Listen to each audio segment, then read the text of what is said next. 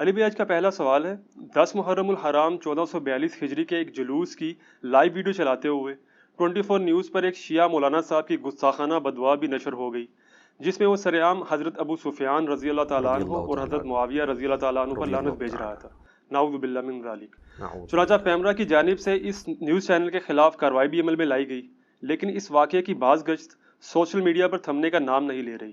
اس طرح کے واقعات کے حوالے سے علی بھائی کا کیا موقف ہے؟ دیکھیں جی، ہم اس کو کیٹاگوریکلی کنڈیم کرتے ہیں، اور میں بغیر کسی تردد کے شروع میں یہ ورڈکٹ دے دوں کہ چاہے اہل بیت ہوں علیہم السلام، امہات المومنین ہوں علیہم السلام، یا صحابہ اکرام علیہم رضوان ہوں، کسی کی شان میں بھی اس طرح کی گستاخی کرنا یا ان پر لعنت بھیجنا، نعوذ باللہ، سب و شتم کرنا، یہ 100% حرام اور گناہ کبیرہ ہے۔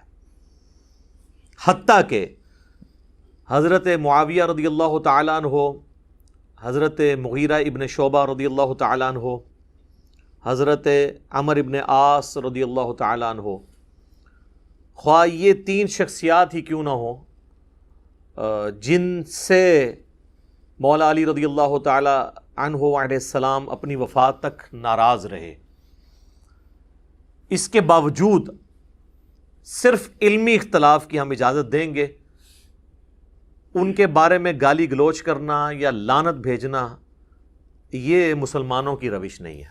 یہ بالکل اس چیز کو کلیئر کٹ سمجھ لینا چاہیے، اور اس حوالے سے گورنمنٹ کی بھی ذمہ داری ہے کہ ایسے ٹی وی چینلز پہ پابندی تو بعد میں لگائیں، پہلے ان کو ایجوکیٹ کریں کہ ان کے پاس ایسے علماء کا پینل ہونا چاہیے جو اس طرح کی لائیو جو کوریج ہے، خواہ وہ اہل سنت کی تقاریر کی ہو یا اہل تشیع کی، اس کو کرٹیکلی دیکھیں، اور اس کے بعد ایٹ لیسٹ 5 منٹ کے ڈیلے کے ساتھ وہ ویڈیو آن ایئر ہونی چاہیے، تاکہ اگر کسی نے کوئی گستاخانہ جملہ بولا ہے تو اس کو وہیں پر روکا جا سکے، ایڈٹ کیا جا سکے۔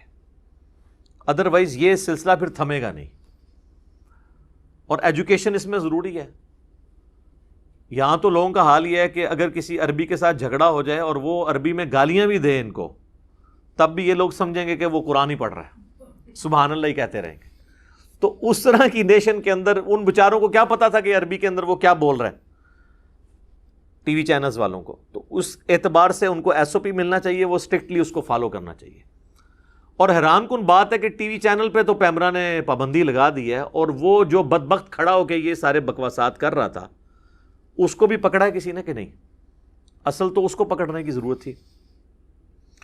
کچھ عرصہ پہلے آپ کو پتہ ہے کہ سیدنا ابو بکر صدیق رضی اللہ تعالیٰ عنہ علیہ السلام کی شان میں بھی ایک غالی رافضی، بلکہ اسے نصیری کہنا چاہیے، آصف علوی نے جو ہے وہ گستاخانہ جملہ بولا اور معاذ اللہ تکفیر کی ان کی، تو اس کے جواب میں میری ڈیٹیل ویڈیو آئی تھی، الحمدللہ لاکھوں لوگوں نے یوٹیوب پہ دیکھی ہے۔ میں نے جذباتی رد نہیں بلکہ علمی رد کیا ہے۔ جذباتی رد تو آج کل سوشل میڈیا پہ ان لوگوں کا بہت ہو رہا ہے، وہ ان کا کر رہے ہیں، یہ ان کا کر رہے ہیں، اور بڑی بڑی کانفرنسز ہو رہی ہیں، اور وہ تنظیمیں کہ جن کی وجہ سے امت کو اور خصوصاً ملک پاکستان کو امن کے اعتبار سے یہاں پر کئی ایک تکلیف کا سامنا رہا اور فسادات بھگتنے پڑے کئی دہائیوں تک، وہ دوبارہ سے تنظیمیں اب منظر عام پہ آ گئی ہیں، اور اسی مکتب فکر کے علماء جو ان تنظیموں کے ایٹیچیوڈ کے اوپر خود تان کرتے تھے، اب وہ خود ان کی سربراہی کر رہے ہیں۔ تو اس طرح کی تنظیموں کا باہر نکلنا بیسیکلی اس قسم کی ذلیل حرکتوں کا ریونج ہے۔ میں اس کو جسٹیفائی نہیں کر رہا۔ جس طریقے سے ڈاکٹر اشرف آصف جلالی صاحب نے سیدہ فاطمہ سلام اللہ علیہا کے بارے میں ایک خود ساختہ جھوٹا جملہ بولا، اور اس کے ریونج میں اہل تشیع کی جانب سے سیدنا ابوبکر صدیق رضی اللہ تعالیٰ عنہ علیہ السلام کی گستاخیاں شروع ہوئیں، بالکل اس طریقے سے۔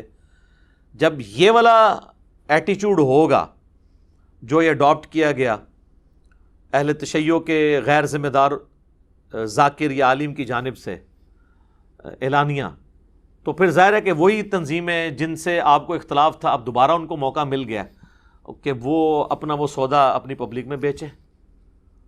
تو یہ دونوں طرف کی علماء کو دیکھنے کی ضرورت ہے کہ یہ کس طرف امت کو لے کے جا رہے ہیں. اور یہاں پر میں اہل تشیع سے بھی کہوں گا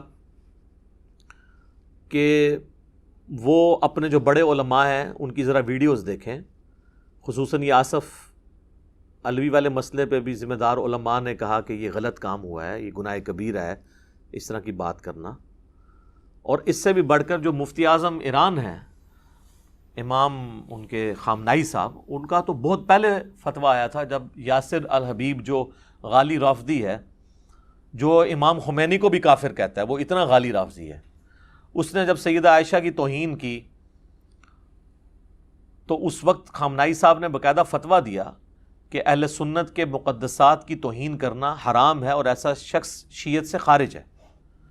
اور اسپیسیفکلی انہوں نے کہا کہ امہات المومنین کا جہاں تک تعلق ہے ان کی نسبت رسول اللہ کے ساتھ ہے صلی اللہ علیہ وآلہ وسلم, ان کی توہین رسول اللہ کی توہین ہے. بس یہی اب کیا جا سکتا ہے. باقی جو بھونکنے والے ہیں ان کو آپ, یہ تو حکومتوں کا کام ہے نا کہ ان کو روکیں.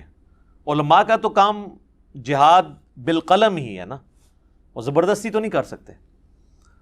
تو شیعہ علماء اس طرح کے ذمہ دار جو ہیں وہ ان چیزوں کا خیال رکھتے ہیں اور انہی کو شیعہ کی پبلک کو چاہیے کہ فالو کریں. باقی رہا علمی اختلاف, تو وہ میرے بھائی آپ کسی سے بھی کر سکتے ہیں. علمی اختلاف کے اوپر کوئی قدغن نہیں ہونی چاہیے. ہمارا جو جھگڑا ہے وہ ہے گستاخانہ الفاظ کے اوپر, لعنت کرنے کے اوپر, سب و شتم کرنے کے اوپر. علمی اختلاف آپ دنیا کے ہر انسان سے کر سکتے ہیں سوائے اس شخص کے جس کی قبر مدینے میں ہے, امام اعظم محمد رسول اللہ صلی اللہ علیہ وآلہ وسلم. اور صحابہ کرام کیا کرتے تھے؟ صحیح بخاری اور صحیح مسلم دونوں میں یہ حدیث موجود ہے, اور یہ حدیث خود ایک ناسبی روایت کر رہا ہے, مروان بن حکم, اور اس نے امام زین العابدین کو یہ بات بتائی, امام سجاد کو, بخاری میں بھی ہے مسلم میں بھی, کہ میں اس مجلس میں موجود تھا جہاں پر سیدنا عثمان اور سیدنا علی کا اختلاف ہو گیا حج تمتع کے مسئلے میں. حضرت عثمان حج تمتع پہ پابندی لگانا چاہتے تھے, حضرت علی کہتے تھے نبی علیہ السلام نے حج تمتع کو جاری کیا ہے, یہ سنت ہے, آپ اس پہ پابندی نہ لگائیں. اتنی مشکل سے حضور نے یہ مشرکانہ ایک رسم توڑی تھی, کیونکہ عرب کے لوگ حج والے سفر میں عمرے کو گناہ سمجھتے تھے. نبی علیہ السلام نے اس کی اجازت دی, امت کے لیے آسانی فرمائی. تو جب حضرت عثمان اپنی بات پر ڈٹے رہے, حالانکہ خلیفہ راشد تھے, تو حضرت علی نے کہا کہ میں کسی بھی شخص کی وجہ سے رسول اللہ کی سنت کو نہیں چھوڑ سکتا. میں حج اور عمرے کی اکٹھی نیت کرتا ہوں, یعنی جمع کرنے کی, چاہے وہ قران کی شکل میں ہو یا تمتع کی شکل میں. تو انہوں نے سنت کو اڈاپٹ کیا. اس پہ حضرت عثمان نے کوئی ان کو جیل میں نہیں ڈلوایا, نہ کسی نے کہا کوئی گستاخی ہو گئی, کیونکہ ان کو پتا تھا حضرت علی جو ہے وہ دلائل کے ساتھ علمی رد کر رہے ہیں, اور نبی علیہ السلام کی سنت تو ہے. خیر یہ الگ سے ٹاپک ہے. اسی طریقے سے جامعہ ترمذی میں حدیث ہے, اہل شام میں سے ایک شخص آتا ہے حضرت عبداللہ بن عمر کے پاس, حضرت معاویہ کا دور ہے, اور شامی تو آپ کو پتہ ہے ان کی ایک اٹیچمنٹ بھی ہے, اور وہ شام سے آتا ہے. حضرت معاویہ نے پھر اپنے دور کے اندر حج تمتع کے اوپر پابندی لگائی, حضرت علی نے اس کو بحال کیا تھا, لیکن پھر وہ پابندی جب دوبارہ لگی تو امت نے ایکسیپٹ نہیں کیا. تو عبداللہ بن عمر سے آ کے وہ شخص کہتا ہے, ترمذی کے الفاظ ہیں, کہ بتائیے حج تمتع جائز ہے, ایک ہی سفر میں حج اور عمرے کو جمع کرنا؟ تو ان کا جائز, یہ تو سنت ہے, یعنی نبی علیہ السلام کا جاری کردہ طریقہ. اگرچہ آپ نے قران کیا لیکن وہ بھی ایک حج اور عمرے کو جمع کرنے کی شکل ہے. تو اس نے آگے سے کہا کہ آپ کے والد حضرت عمر تو اس سے منع کرتے تھے. تو انہوں نے کہا بتاؤ کسی چیز کو نبی صلی اللہ علیہ وآلہ وسلم جاری فرمائیں اور حکم دیں اپنے اصحاب کو, اور میرے والد اس کی مخالفت میں کوئی بات کریں, تو میرے باپ کی بات مانی جائے گی یا رسول اللہ کی صلی اللہ علیہ وآلہ وسلم؟ اس نے کہا جی نبی صلی اللہ علیہ وآلہ وسلم کی بات مانی جائے گی. تو انہوں نے کہا پھر نبی صلی اللہ علیہ وآلہ وسلم نے حج تمتع کا حکم دیا. یہ ایک الگ سے ٹاپک ہے, اس طرح کے اور کئی ایک اختلافی موضوعات ہیں. مسئلہ نمبر 197 میرا یوٹیوب پہ ریکارڈڈ موجود ہے, وہ آپ دیکھ سکتے ہیں. اماموں کی گستاخی کا الزام, یہ تو اماموں کو لے کے بیٹھے ہوئے ہیں نا, ہم تو بتا رہے ہیں خلفائے راشدین سے صحابہ اکرام اختلاف کر لیتے تھے علمی دلائل کی روشنی میں. وہ خلفائے راشدین جن کے بارے میں ابو داؤد ترمذی ابن ماجہ میں حدیث ہے, مشکات میں بھی آپ کو مل جائے گی حدیث, علیکم بسنتی و سنت الخلفاء الراشدین المہدیین, تم پر میری سنت اور میرے خلفائے راشدین ہدایت یافتہ کی سنت لازم ہے. سیدنا ابو بکر, عمر, عثمان, علی اور حسن ابن علی کے بھی 6 مہینے شامل کر لیں رضی اللہ عنہم اجمعین وعلیہم السلام اجمعین. تو باقی لوگوں سے تو اختلاف رائے ہو سکتا ہے, بلکہ شاہ ولی اللہ دہلوی جن کو بریلوی, دیوبندی, اہل حدیث سب کانٹیننٹ میں تینوں جو سنیت کے ٹھیکیدار بنے ہوئے ہیں اور دعوے دار, وہ اپنا امام مانتے ہیں. ان کی شعراء آفاق تصنیف عربی میں جو ہے حجت اللہ البالغہ اردو ترجمہ ہو چکا ہے, اس میں انہوں نے چاروں اماموں کے اقوال پہ ایک پورا چیپٹر باندھا ہے. اس میں انہوں نے امام مالک کا قول نقل کیا ہے کہ امام مالک کہا کرتے تھے کہ اس دنیا میں سوائے رسول اللہ کے صلی اللہ علیہ وآلہ وسلم کوئی ایسا شخص نہیں جس کی ہر بات مقبول ہو اور کوئی بات مردود نہ ہو. اور نبی علیہ السلام کی قبر مبارک کی طرف اشارہ کر کے وہ کہا کرتے تھے کہ اس صاحب قبر صلی اللہ علیہ وآلہ وسلم کے سوا کوئی ایسا شخص نہیں ہے کہ جس سے آپ اختلاف نہ کر سکتے ہوں سوائے آپ صلی اللہ علیہ وآلہ وسلم کے. تو یہ ہے مسلمانوں کی دین کی جڑ اور بنیاد. اب یہاں پر میں اہل تشیع عام سے بھی کہوں گا کہ علی کے شیعہ بنیں, بنو امیہ کے شیعہ نہ بنیں.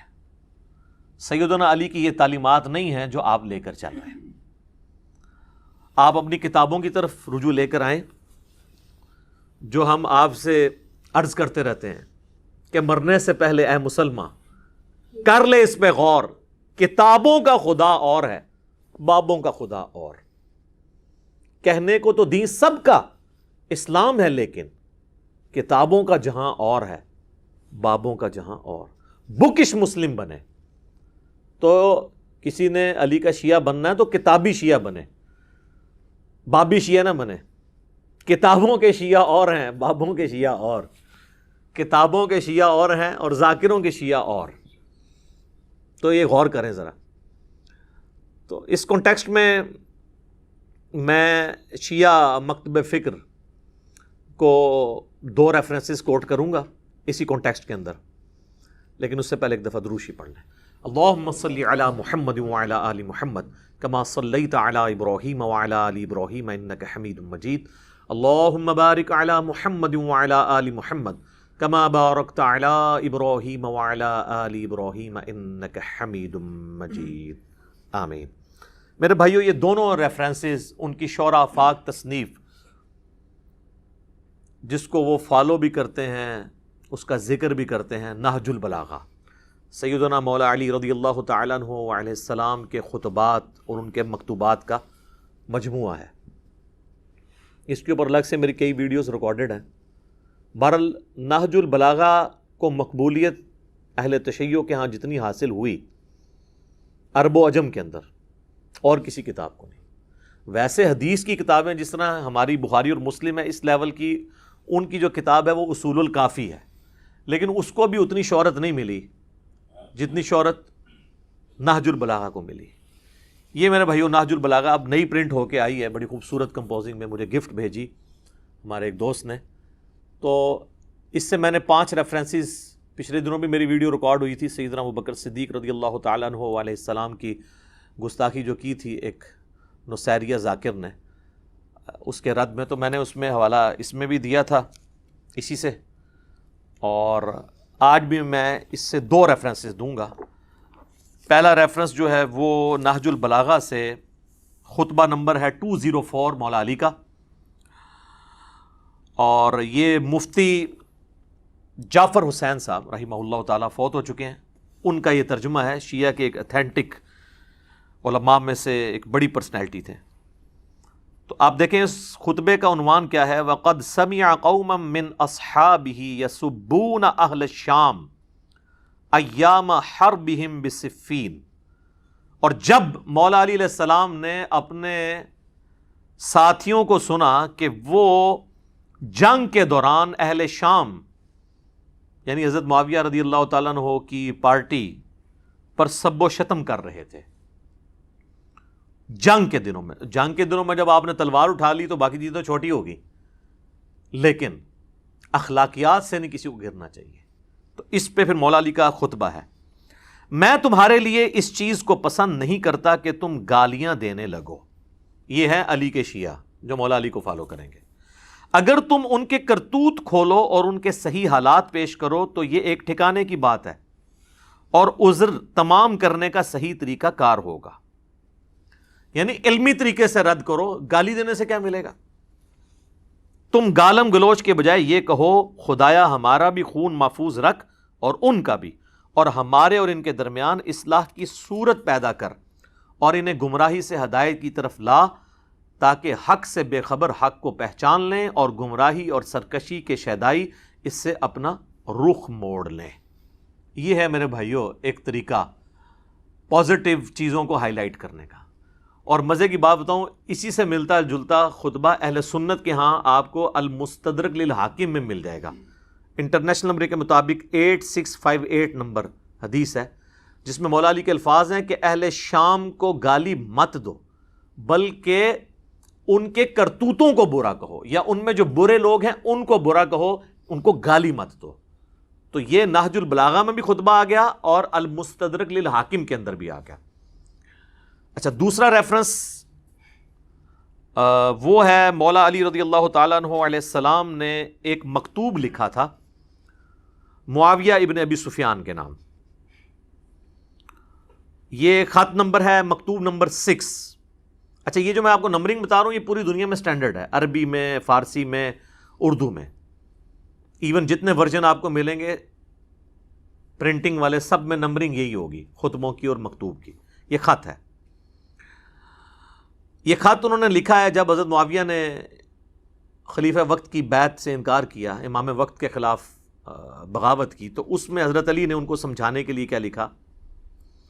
جن لوگوں نے ابو بکر، عمر اور عثمان کی بیعت کی تھی انہوں نے میرے ہاتھ پر اسی اصول کے مطابق بیعت کی ہے جس اصول پر وہ ان کی بیعت کر چکے تھے.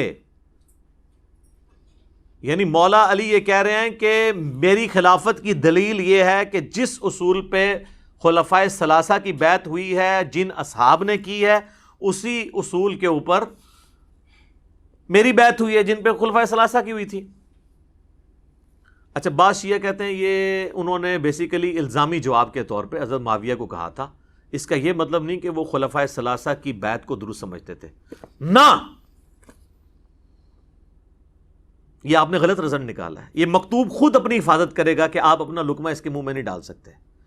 آگے جا کے مولا علی کہیں گے کہ وہ اصحاب جنہوں نے 3 خلفاء کو چنا تھا اور مجھے بھی چنا ہے، ان کا چننا اس میں اللہ کی خوشنودی ہے اور ان اصحاب کی مخالفت اللہ کی مخالفت ہے.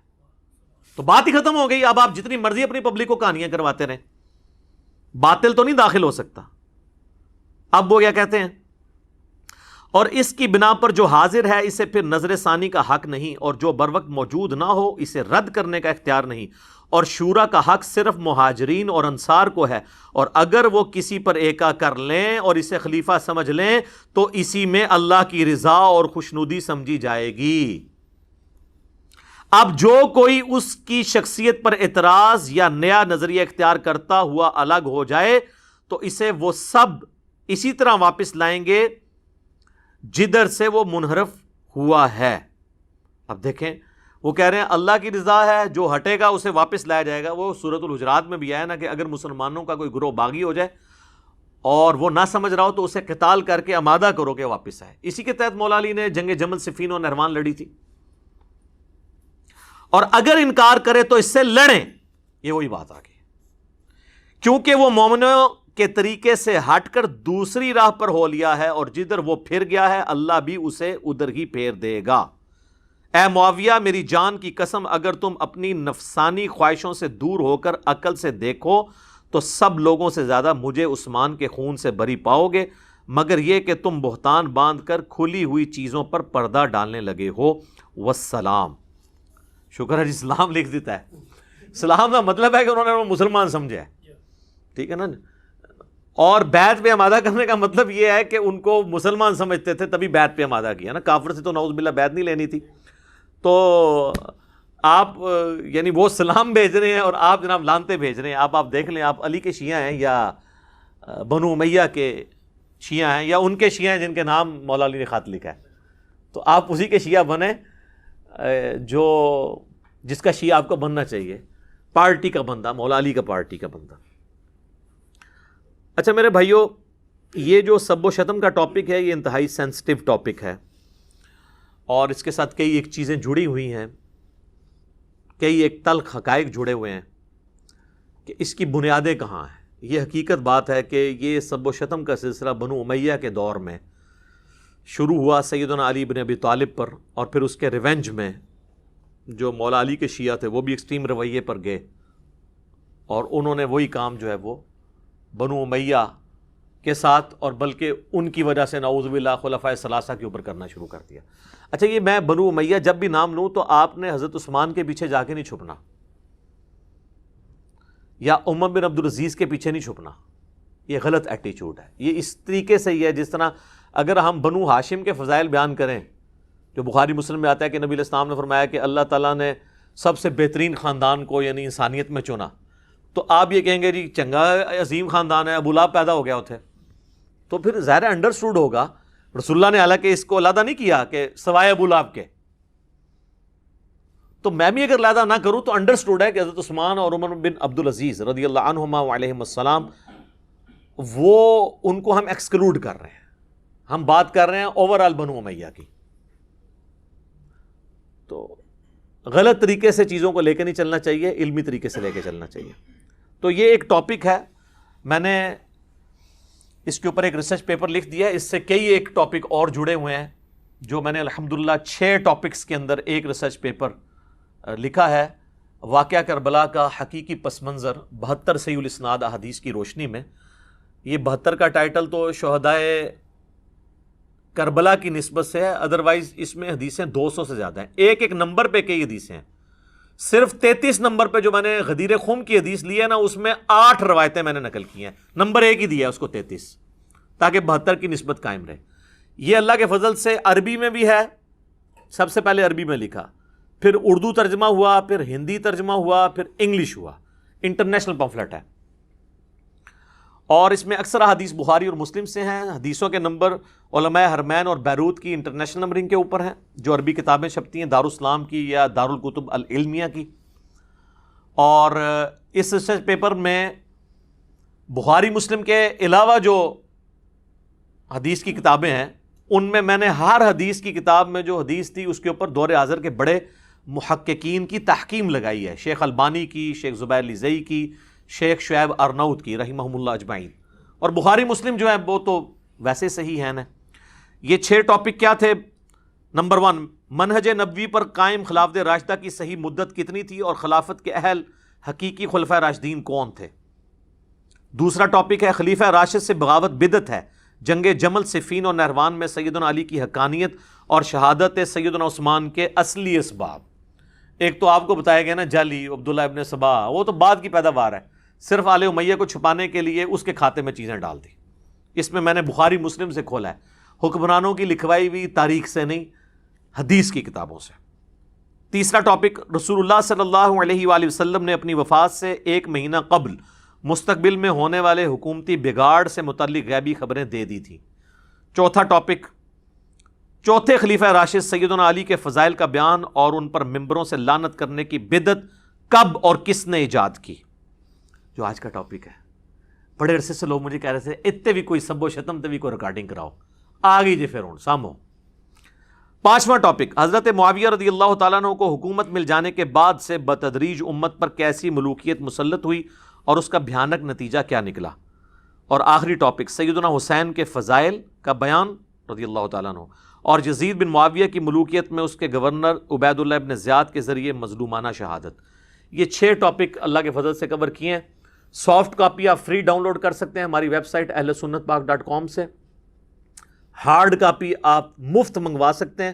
TCS کا آپ کو 300 روپے خرچہ دینا پڑے گا. صرف یہ نہیں، 12 کا پیکج ہے جس میں 9 ریسرچ پیپر ہیں اور 3 اذکار کارڈ ہیں.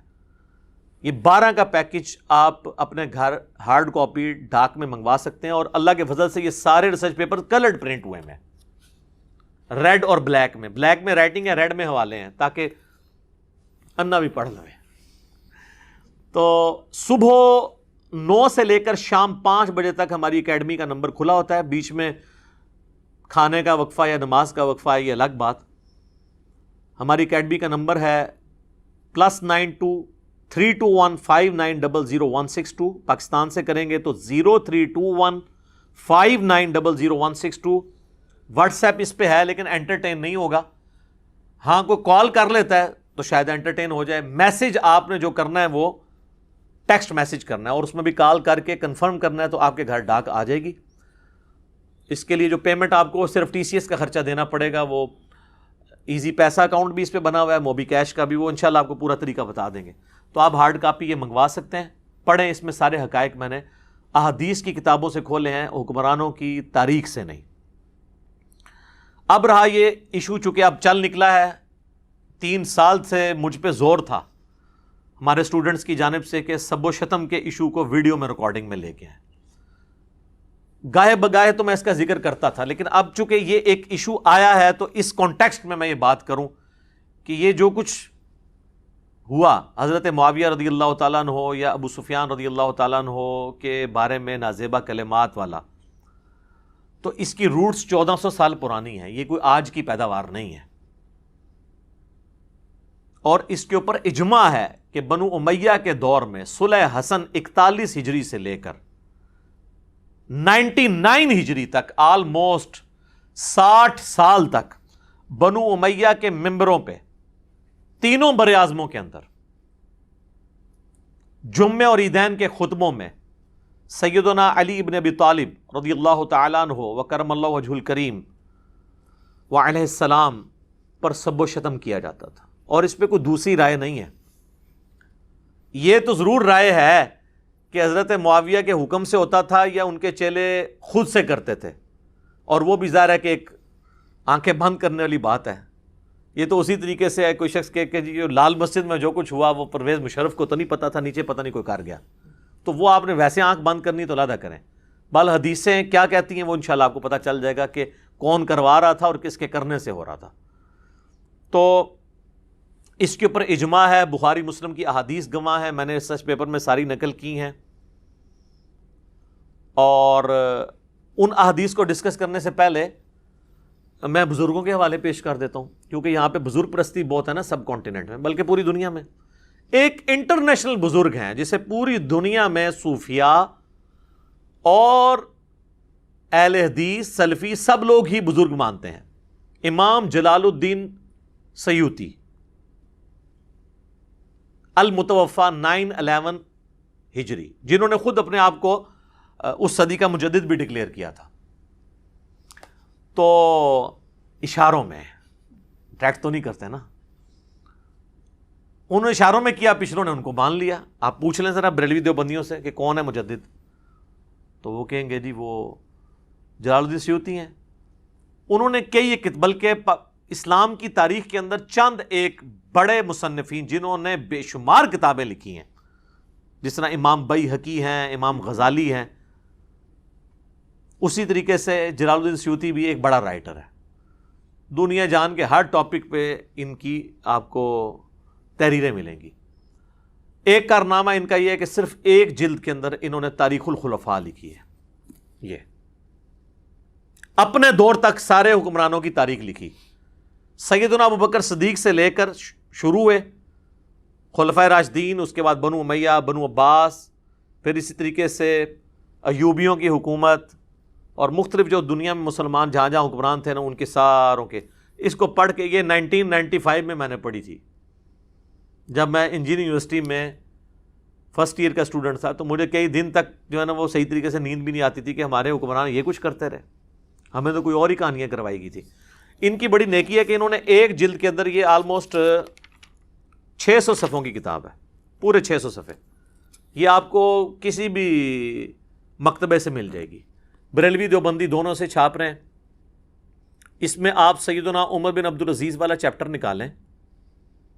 ویسے تو آپ کو بتایا جاتا ہے اسلام کے پہلے مجدد جو ہیں عمر بن عبدالعزیز ہیں، 99 ہجری میں خلیفہ بنے، 101 ہجری میں صرف 38 سال کی عمر میں زہر دے کے بنو امیہ نے انہیں قتل کر دیا. آگے ہم پوچھتے ہیں کہ انہوں نے کون سا ایسا تجدیدی کارنامہ کیا ہے؟ تو اسی میں قیامت مضمر ہے. بنو امیہ کی انہوں نے گند کو صاف کیا ہے نا, وہی تجدیدی کارنامہ ہے. صرف ایک ڈاکٹر اسرار صاحب نے تھوڑی ہمت کی ہے ماڈرن اسکالرز میں سے, یا مولانا مودودی نے خلافت و ملوکیت لکھے, باقی تو کسی کی جرت نہیں کہ بتائے کہ کیا تھا. تو اس میں عمر بن عبدالعزیز والا چیپٹر نکالیں تو یہ بزرگ فرماتے ہیں, کہتے ہیں نا اکابرین سے, بزرگوں سے پوچھ کے انہوں نے باقاعدہ اس چیپٹر میں, عمر بن عبدالعزیز والے چیپٹر میں لکھا ہے, بنو امیہ کے حکمرانوں کا دستور تھا کہ وہ اپنے خطبات میں حضرت علی رضی اللہ تعالیٰ عنہ کی شان میں سب و شتم اور نازیبہ الفاظ کہتے تھے, مگر آپ رحمۃ اللہ علیہ نے خلافت سنبھالتے ہی اس کی سختی سے ممانعت فرما دی. انہوں نے جلال الدین سیوطی کا بھی نام لینا چھاڑ دینا ہے, لیکن وہ بہت بڑا بندہ ہے, ایڈا بھارا بندہ ہے, انہوں نے یہ چھاڑ سکتے. اور انٹرنیشنل بندہ ہے یہ, صرف سب کانٹیننٹ نہیں, پوری دنیا میں ان کو مانا جاتا ہے. اور اپنے گورنروں کو لکھا کہ ممالک محروسہ میں آندہ ایسا نہ ہو اور ان کی شان میں جو نازیبہ الفاظ استعمال کیے جاتے تھے ان کی جگہ آندہ سے یہ الفاظ بولے جائیں. سورۃ النحل آیت نمبر 90 نمبر, ان اللہ یأمر بالعدل والاحسان. یہ آیت انہوں نے داخل کی کہ اللہ تعالیٰ تمہیں حکم دیتا ہے عدل و انصاف کرنے کا, احسان کا, اور تمہیں برائی اور بے حیائی اور بےہودگی کے کاموں سے منع کرتا ہے. یہ ہے جس کی وہ تمہیں نصیحت کرتا ہے تاکہ تم متقی بن جاؤ. کوئی بے حیائی کر رہے تھے نا وہ حضرت علی کے بارے میں, یعنی یہ نعوذ باللہ نازیبہ الفاظ بول کے. چنانچہ تب سے اب تک خطبات کے آخری جملے یہی پڑھے جاتے ہیں, اور واقعی پڑھے جا رہے ہیں, ہم تو خطبات میں سن رہے ہیں. یہ جو آپ کو خطبے دیتے ہیں ان سے پوچھیں یہ آیت جو آپ خطبے میں پڑھتے ہیں یہ کس حدیث میں آیا کہ نبی الاسلام پڑھتے تھے, تو آپ بتائیں گے عمر بن عبدالعزیز نے داخل کی ہے. پھر آگے پوچھیں کیوں داخل کی ہے, پھر وہ آپ سے کہیں گے تو انجینئر کو تو نہیں سنتا. ہاں انجینئر. اچھا جی, یہ تو وہ بزرگ ہیں ان کو بریلوی دیوبندی اہل حدیث سب مانتے ہیں. اہل حدیث کو ذرا زیادہ مسئلہ ہوتا ہے, ان کے تو ہم نے ایک بزرگ دریافت کر لیے ہیں جن کے نام پہ ان کا فرقہ چل رہا ہے, وہابی. محمد بن عبد الوہاب صاحب کا بیٹا ہے عبداللہ بن محمد بن عبد الوہاب, المتوفا 1242 ہجری, اب 1442 چل رہا ہے, ایگزیکٹ 200 سال پہلے وہ فوت ہوئے ہیں. ان کی کتاب ہے سیرۃ الرسول, جس کے حوالے الرحیق المختوم میں بھی موجود ہیں. آلموسٹ 800 صفحوں کی یہ کتاب ہے. اس کا PDF ہماری ویب سائٹ پہ رکھا ہوا ہے, اور ہارڈ کاپی بھی آپ ہماری اکیڈمی میں رابطہ کر سکتے ہیں. آج کل اس کی وہ ختم ہوئی ہوئی ہیں, پرنٹنگ میں گئے ہوئے ہیں, انشاءاللہ پھر آپ کو مل جائے گا. اور یہ جیلم سے ہی چھپی ہے, دارالاسلام نے عربی میں چھاپی تھی, اردو ترجمہ ہی نہیں کیا. جیلم والوں سے ہو گیا, اب وہ پچھتا رہے ہوں گے کہ کیوں ہو گیا. اس میں اس کی خوبی یہ ہے کہ اس میں خلفائے راشدین کے اوپر بھی انہوں نے چیپٹر باندھے اینڈ پہ نا. تو مولا علی والا ذرا چیپٹر نکال لیں, اس میں کئی ایک حوالے ہیں, وہ آج ٹاپک نہیں, چونکہ اسی ٹاپک سب و شتم کو میں کور کر رہا ہوں. تو اس میں 797 نمبر پیج ہے, عربی میں بھی آپ کو مل جائے گا, اردو میں بھی حضرت علی والا چیپٹر بالکل اینڈ پہ. تو یہ جس کو کہتے ہیں نہیں ہم وہابی ان کی وجہ سے, ویسے تو کہتے ہیں اللہ کی وجہ سے, اللہ کی وجہ سے نہیں, وہ انہی کی طرف منسوب کیا جاتا ہے. ویسے وہ بھی غلط ہے, کیونکہ ان کا نام تھا محمد بن عبد الوہاب اور یہ ان کا بیٹا ہے عبداللہ. وہ لکھتے ہیں بنو امیہ ان کی تنقیص اور ان کے بارے میں نازیبہ الفاظ استعمال کرتے رہے, مگر اس سے علماء کے دل میں ان کی محبت بڑھ گئی, مولا علی کی, اور قدر و منزلت میں اضافہ ہو گیا. عمر بن عبداللہ بن زبیر کہتے ہیں رحمہ اللہ تعالی, بنو امیہ 60 سال تک ان کو گالیاں دیتے رہے مگر ان کا کچھ نہ بگاڑ سکے, بلکہ ان کی شان پہلے سے بھی بلند ہو گئی. دین نے ایک عمارت کھڑی کی جس کو دنیا نے گرانے کی کوشش کی, دنیا کچھ نہ بنا سکی, اور جو کچھ بنایا اس کو بھی منہدم کر دیا. یعنی مولا علی سے جو ٹکرایا وہ خود ہی بدنام ہوا ہے. آپ دیکھ لیں, بنو امیہ نے 60 سال تک لعنت کی ہے نا, 1400 سال سے لعنتیں کھا رہے ہیں. یعنی میں یہ نہیں کہہ رہا کہ وہ جو لعنتیں کر رہے ہیں وہ صحیح کر رہے ہیں, یہ یعنی ایک مکافات عمل والا مسئلہ ہے. تو وہ اپنی کیتیاں آگے آئی ہیں, دوسرے الفاظ میں وہ پنجابی میں کہا جاتا ہے نا, اپنے کیے ہوئے اعمال آگے ہیں. میں اس کو جسٹیفائی نہیں کر رہا, لیکن ان کو سوچنا چاہیے کہ یار یہ بھی ہو جاتا ہے, دنیا مکافات عمل کا نام ہے, یہاں پہ ایسا ہو جاتا ہے. تو یہ 2 حوالے ہو گئے بزرگوں کے. اس دور میں انٹرنیشنل لیول کے اوپر مسلمانوں میں جینیس پرسنالٹی ہیں مولانا مودودی رحمہ اللہ تعالی. تیسرا والا میں طاق کرنے کے لیے ان کا پیش کر دیتا ہوں، خلافت و ملوکیت. کیونکہ پڑھا لکھا طبقہ تو مولویوں کو اور اماموں بزرگوں کو کسی کھاتے میں نہیں مانتا. وہ کہتا ہے جی کوئی کو پڑھ لکھے سیاڑے بنے دی گل کرو.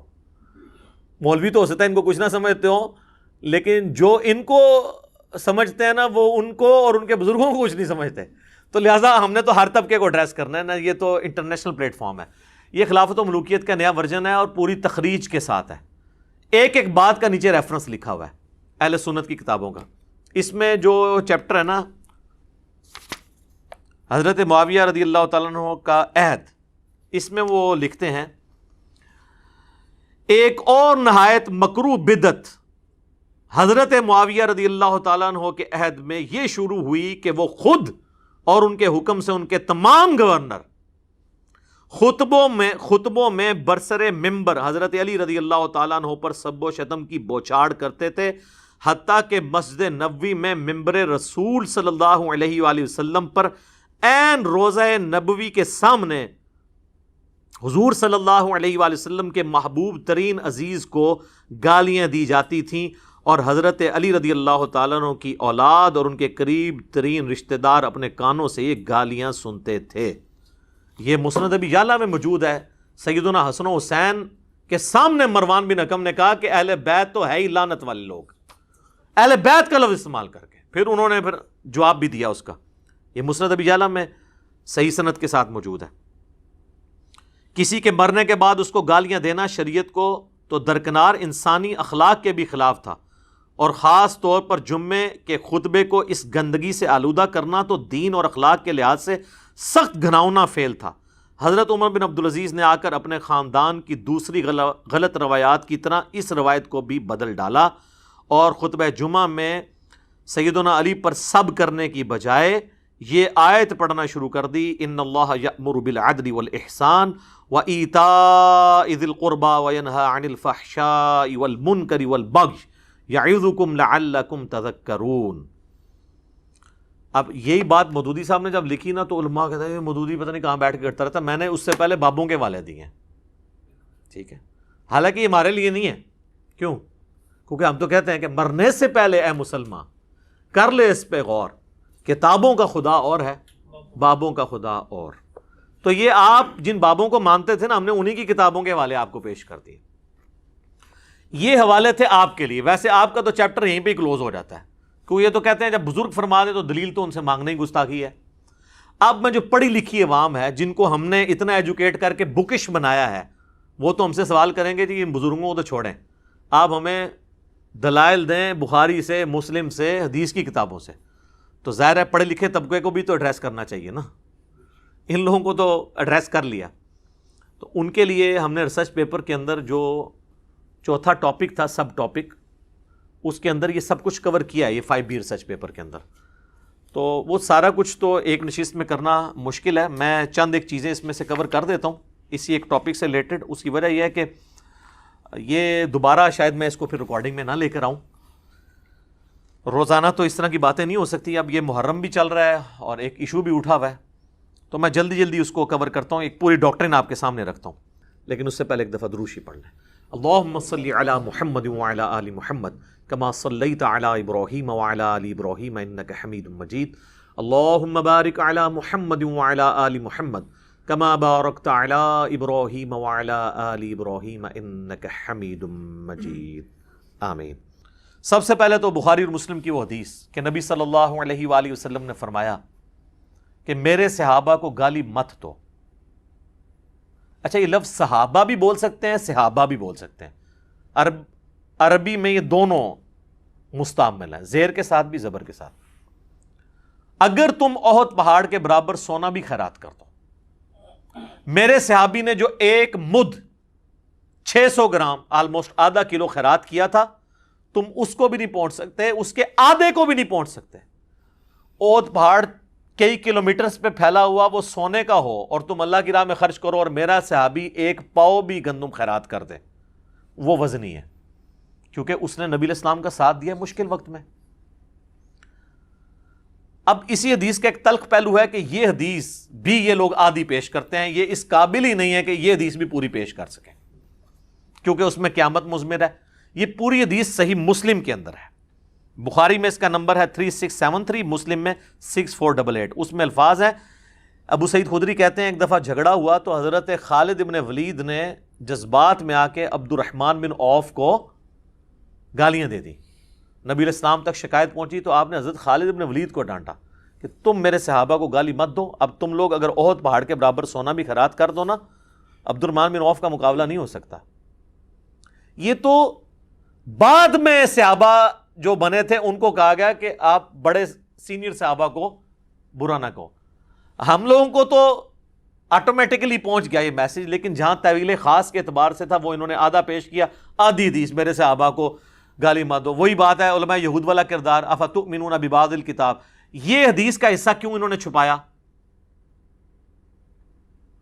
اس لیے چھپایا کہ اگر یہ حصہ سامنے آتا تو لوگوں نے سوال کرنا تھا کہ یہ نبی علیہ السلام نے تو صحابہ کو ہی منع کیا تھا کہ سینئر صحابہ کو گالی نہیں دینی، تو جو سینئر ترین صحابی ہیں خلفائے راشدین میں سے مولا علی، ان کو جو سب و شتم کرے گا اس کے بارے میں پھر شرعی حکم کیا ہوگا؟ ویسے پبلک کو انہوں نے کرایا صحابہ کو گالی دینے والا کافر ہے، ہماری ویڈیو سے پہلے. آپ کہتے ہیں نہیں وہ گناہ کبیرہ ہے. اب کیوں نہیں کفر رہا؟ کیونکہ ان کو پتا چلا کہ تو کفر کہاں تک جائے گا. جن کو بچانے کے لیے سب کچھ کر رہے ہیں سب سے پہلے ان پہ لوٹے گا کفر. تو انہی کو بچانے کے لیے انہوں نے حدیث بھی آدھی بیان کی. تو انو میرے صحابہ کو گالی مت دو، آندہ کو مولوی بیان کریں، ان کو پوری حدیث پڑھ. صحیح مسلم 6488. صحیح بخاری میں ایک حدیث ہے، اما عائشہ کہتی ہیں 1393 نمبر حدیث، کہ نبی علیہ السلام نے فرمایا مردوں کو گالی مت دو، وہ اپنے انجام کو پہنچ چکے. یعنی جو بندہ مر گیا نا آپ اس کو گالی نہیں دے سکتے، کیونکہ آپ تو اللہ کے پاس جا چکے ہیں. اچھے اعمال کیے تو ان کا فائدہ مل رہا ہوگا اور برے اعمال کو بھگت رہا ہوگا. یہ میں نے ایک پورا مقدمہ بنایا ہے ایک بعد کے ٹاپک کے لیے، یہ احادیث جمع کر کے، تاکہ آپ کو پتا چلے کہ اگر سیدنا علی رضی اللہ تعالیٰ عنہ فوت ہو گئے تھے تو اس کے بعد تو ان پہ سب و شتم کرنا اس سے بڑا جرم تھا. دیکھیں زندگی میں آپ اختلاف رائے میں جذباتی ہو کے ایک دوسرے کو گالی بھی دے سکتے ہیں. صحیح بخاری اور مسلم دونوں میں آتا ہے. مسلم میں ذرا ڈیٹیل ہے، حضرت عباس اور حضرت علی کا جھگڑا ہوا جو اکثر ناسبی پیش کرتے ہیں، ان کے پاس رہنے کو ایک ہی بات رہ گئی ہے. تو حضرت عباس جذباتی ہو گئے اور ظاہر چچا بھی لگتے تھے حضرت علی کے. انہوں نے حضرت علی کو کچھ نازیبا الفاظ بول دیے. وہ کہتے ہیں دیکھیں جی یہ تو بنو ہاشم کے اندر سے سلسلہ شروع ہوا ہے جو ہے صحابہ پہ سب و شتم کرنے کا. ایک واقعہ پکڑا ہوا ہے. یہ تو آمنے سامنے جھگڑا ہوا، یہ تو معاملہ ہی اور ہے. مرنے کے بعد آپ کا غصہ ہی ٹھنڈا نہ ہو، آپ 60 سال تک گالیاں نکالتے رہیں، تو اس پہ تو آپ کو ذہنی مریض ہی کہا جا سکتا ہے. اور لوگ یہ بھی کہتے ہیں یار وہ جب تلواریں اٹھ گئی تو گالی تو پھر چھوٹی چیز ہے. نہ سر، تلواروں کے مقابلے میں گالی چھوٹی چیز اس وقت ہے جب دو بدو ہو. جب ایک بندہ مر جائے، مرنے کے بعد تو دشمن کا بھی ذکر لوگ طریقے سے کرتے ہیں. مرنے کے بعد ممبروں پہ مسجد کے اندر اس پہ لانتیں کروائی جائیں تو یہ اس کے خلاف تلوار اٹھانے سے بڑا جرم ہے. یہ تو آپ کے خود اپنے نفسیاتی مریض ہونے کا ثبوت ہے اور اخلاقیات کے ایک پست ترین لیول پہ ہونے کا ثبوت ہے اگر آپ یہ حرکت کرتے ہیں. تو یہ اپنے ویٹیج میں اس سے بڑا جرم ہے تلوار اٹھانے سے. وہ تو ایک واقعہ ہوا، وہ تو صحیح مسلم میں حدیث ہے، چچا باپ کی مثل ہوتا ہے. تو حضرت علی کے باپ کی حیثیت سے تھے حضرت عباس. باپ اگر اپنے بیٹے کو غصے میں گالی دے لے اور ایک دفعہ دے لے، یہ تو نہیں کہ حضرت عباس جو ہیں وہ روزانہ ممبر پہ چڑھ جاتے تھے اور حضرت علی پہ سب و شتم کرتے تھے، پھر آگے ان کی اولاد بھی وہ حضرت علی کی وفات کے بعد بھی اپنے باپ کے اس واقعے کو یاد کر کر کے تو جناب ممبروں پہ لعنت کیا کر. نعوذ باللہ. یعنی وہ کہانی کرائیں جو آپ ایکسیپٹ کریں. اس لیے دیکھیں پڑھا لکھا طبقہ کہتا ہے یار علماء میں تو کامن سینس بھی نہیں ہے. پھر کہتے ہیں علماء کی عزت نہیں ہے. یار آپ اپنی عزت کروائیں نا. تو یہ دو چیزوں کو آپ مکس کرتے ہیں. میں ساتھ ساتھ نا ہر چیز کلیئر کر رہا ہوں. کوئی چیز رہ گی نا آپ نے اینڈ پہ مجھے یاد کرا دیں. تسی بھی بڑے ایکسپرٹ ہو تو میں کوشش کریں کوئی شہر ہوئے نا کوئی دوبارہ تو ریکارڈنگ نہیں میں نے کروانی. اچھا بخاری اور مسلم دونوں میں حدیث ہے. بخاری میں 6788، مسلم میں 4410. ایک فاطمہ نامی عورت کی چوری کا مقدمہ حضور کے پاس آیا. لوگوں نے سفارش کے لیے اسامہ بن زید کو بھیج دیا. اونچے خاندان سے تھی. نبی علیہ السلام کو جلال آیا. آپ نے مسجد میں ممبر رکھا اور آپ نے خطبہ دیا. آپ نے فرمایا تم سے اگلی قومیں اس لیے ہلاک ہوئیں کہ ان کے اشرافیہ کے لیے الگ قوانین اور عام لوگوں کے لیے الگ ہوتے تھے. اللہ کی قسم میری بیٹی فاطمہ بھی چوری کرتی تو میں اس کے بھی ہاتھ کٹواتا. یہ نبی علیہ السلام نے بتایا کہ جب کوئی جرم کرے گا نا پھر یہ نہیں دیکھا جائے گا کہ وہ فاطمہ بنت محمد ہے یا وہ عام فاطمہ ہے. جو جرم کرے گا وہ مجرم ہوگا. تو اگر سیدہ فاطمہ کے بارے میں نبی علیہ السلام یہ بات کہہ رہے ہیں تو جو لوگ فتح مکہ پر معافی مانگ کر مسلمان ہوئے یا طلقاء ہیں اگرچہ وہ صحابی ہیں ان کا مرتبہ تو بہت نیچے ہے نا سیدہ فاطمہ کے مقابلے میں. وہ اگر کوئی غلط چیز کریں گے تو نبی علیہ السلام کا حکم ان پہ بھی ہے جسے فٹ اسے گفٹ. اس سے بھی بڑھ کر جامعہ ترمذی کے اندر حدیث موجود ہے 824. شیخ البانی شیخ زبیر علی زئی دونوں صحیح کہتے ہیں. اہل حدیث کے ہر ممبر سے بیان ہوتی ہے کہ اہل شام میں سے ایک شخص آ کے عبداللہ بن عمر سے پوچھتا ہے یہ حج تمتع جائز ہے؟ وہ کہتے ہیں جائز تو سنت ہے نبی علیہ السلام نے جاری کیا. ان کا آپ کے والد تو منع کرتے تھے. انہوں نے کہا کہ بتاؤ اگر کسی کام کو رسول اللہ جاری کریں صلی اللہ علیہ وآلہ وسلم اور میرا والد اس کی مخالفت کرے تو میرے باپ کی بات مانی جائے گی یا نبی صلی اللہ علیہ وآلہ وسلم کی؟ اس نے کہا نبی علیہ السلام کی. تو آپ فرمایا کہ نبی علیہ السلام حج تمتع کا حکم دیتے تھے تو اب کسی اور کے سرٹیفکیٹ کی ضرورت نہیں ہے. اب آ جائیں میرے بھائیو اس ٹاپک کی طرف. بخاری مسلم میں جو احادیث ہیں سب و شتم کے اوپر میں بنیاد ہی کلیئر کر دوں. مفتی تقی عثمانی صاحب میرے لیے بہت قابل احترام ہیں لیکن انہوں نے اپنی عوام کو اپنے فالورز کو ایک پٹی پڑھا دی کہ یہ جو سب کا لفظ ہے نا اس کا مطلب گالی نہیں ہمیشہ ہوتا تنقید بھی ہوتا ہے. تو پہلے تو میں پھکی والا جواب دیتا ہوں کہ کیا حضرت علی پہ تنقید کرنا ثواب کا کام ہے؟ کیا خلیفہ راشد کے خلاف ایک دوسرے بندے کا تنقید کرنا اور اس سے بغاوت کرنا اور اس کی بیعت نہ کرنا یہ ثواب کا کام ہے؟ آپ تنقید بھی مانا لے لیں تب بھی بات کہاں تک جائے گی؟ کیونکہ جو حدیث ہے نا ابو داؤد ترمذی ابن ماجہ میں علیکم بسنتی و سنت الخلفاء الراشدین المہدیین اس میں الفاظ ہے تو میرے بعد بہت اختلاف دیکھو گے اور دین میں نئی نئی بدعتوں سے بچنا اور میرے خلفاء راشدین اور میری سنت کو پکڑنا. نبی علیہ السلام نے خلفاء راشدین کے مخالفین کو بدعت پر کہا ہے. بدعت مکفرہ نہیں ہے. اور اس میں بھی الگ بات ہے کہ جو اہل جمل ہیں انہوں نے تو رجوع کر لیا. سیدنا طلحہ زبیر سیدہ عائشہ رضی اللہ عنہم اجمعین کا معاملہ الگ ہے. مسئلہ خوارج کا اور اہل صفین کا اہل شام کا ہے یہ الگ سے ایک ٹاپک ہے. فی الحال میں اس طرف تو سب کا ترجمہ وہ کہتے ہیں جی تنقید یہ گالی تو انہوں نے خود سے بنا لی ہے. اچھا تو سر پھر آپ اس میں بھی کہہ دیا کریں میرے صحابہ کو تنقید مت کرو. وہاں ترجمہ کرتے ہیں سب کا گالی مت دو. ہم یہ کہتے ہیں کہ سب کا ترجمہ مسلم میں خود ہوا ہے. مسلم میں سب نہیں لعنت کے الفاظ موجود ہیں وہ ہم آپ کو حدیث بتاتے ہیں. یہ بخاری میں بھی حدیث ہے. بخاری میں اس کا نمبر ہے 3703 اور مسلم میں ڈیٹیل کے ساتھ ہے 6229. اہل مروان آل مروان جو تھے بنو امیہ ان میں سے ایک شخص مدینے کا حاکم بنتا ہے اور سہل ابن سعد الساعدی کو بلاتا ہے ممبر پر اور کہتا ہے کہ حضرت علی کے بارے میں نازیبا کلمات کہو. وہ انکار کرتے ہیں. وہ سابقون الاولون میں سے ہیں بلکہ وہ شیعان علی میں سے ہیں. بنو امیہ کے دور میں حضرت علی کے فضائل بیان کیا کرتے تھے. بخاری مسلم آپ کھول کے دیکھیں لوگ ان کو جب حج کے موقع پر ملتے کہ آپ چند اصحاب میں سے ہیں سینئر جو باقی ہیں جنہوں نے رسول اللہ کی صحبت کی تو آپ ہمیں بتائیں تو وہ ایک حدیث سنایا کرتے تھے بڑی گج وج کے کہ اللہ کی قسم میں جانتا ہوں کہ غزوہ احد کے موقع پر جب رسول اللہ کے دانت شہید ہوئے تو کون تھا جو حضور کے زخم دھوتا تھا اور کس نے مرہم پٹی کی. تو کہتے ہیں کہ نبی علیہ السلام کا خون نہیں رکتا تھا تو مولا علی ایک ڈھال میں اس کو الٹا کر کے برتن بنا کے اس میں پانی لے کے آئے اور سیدہ فاطمہ پانی لے کے حضور کا زخم دھوتی تھیں اور وہ جب زخم سے خون رسنا بند نہ ہوا تو انہوں نے کاٹن کا ایک کپڑا جلا کے اس کی راکھ رکھی تو خون رک گیا. اور وہ یہ ہر جگہ چیخ چیخ کے یہ حدیث سناتے تھے کیونکہ بنو امیہ کے دور میں حضرت علی پہ سب و شتم ہو رہا تھا تو حضرت علی کے فضائل بیان کرتے تھے.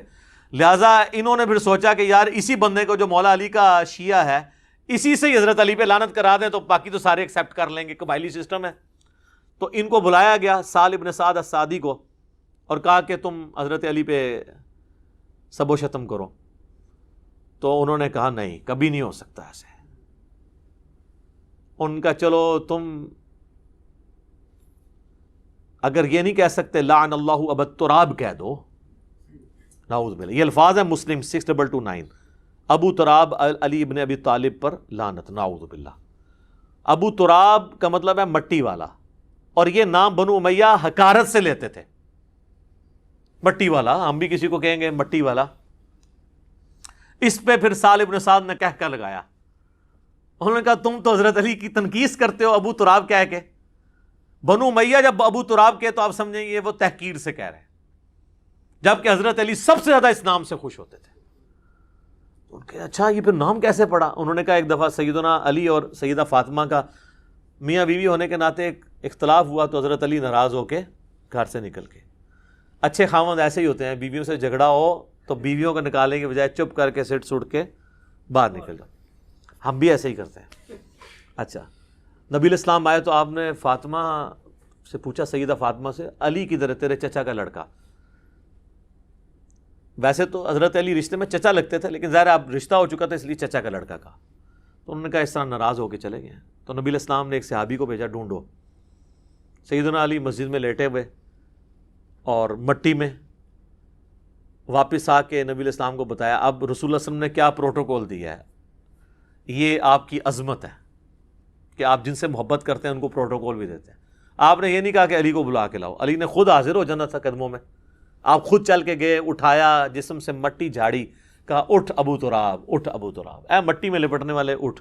سیدنا علی کو یہ اتنا پسند آیا کہ انہوں نے اپنی کنیت ابو الحسن، حالانکہ لوگ انہیں ابو الحسن کہتے تھے، وہ اسے پسند نہیں کرتے تھے، وہ کہتے مجھے ابو تراب کو۔ تو وہ بنو امیہ کہتے ہیں کہ جی آپ ابو تراب بھی کہہ دو، انہوں نے کہا نہیں کہیں گے۔ تو یہ سب کا ترجمہ جو تقی عثمانی صاحب نے آپ کو پڑھایا ہے نا، تھوڑی کتابیں بھی پڑھ لیں، کتابوں پہ بھی غور کر لیں، مرنے سے پہلے اے مسلمان کر لیں اس پہ غور۔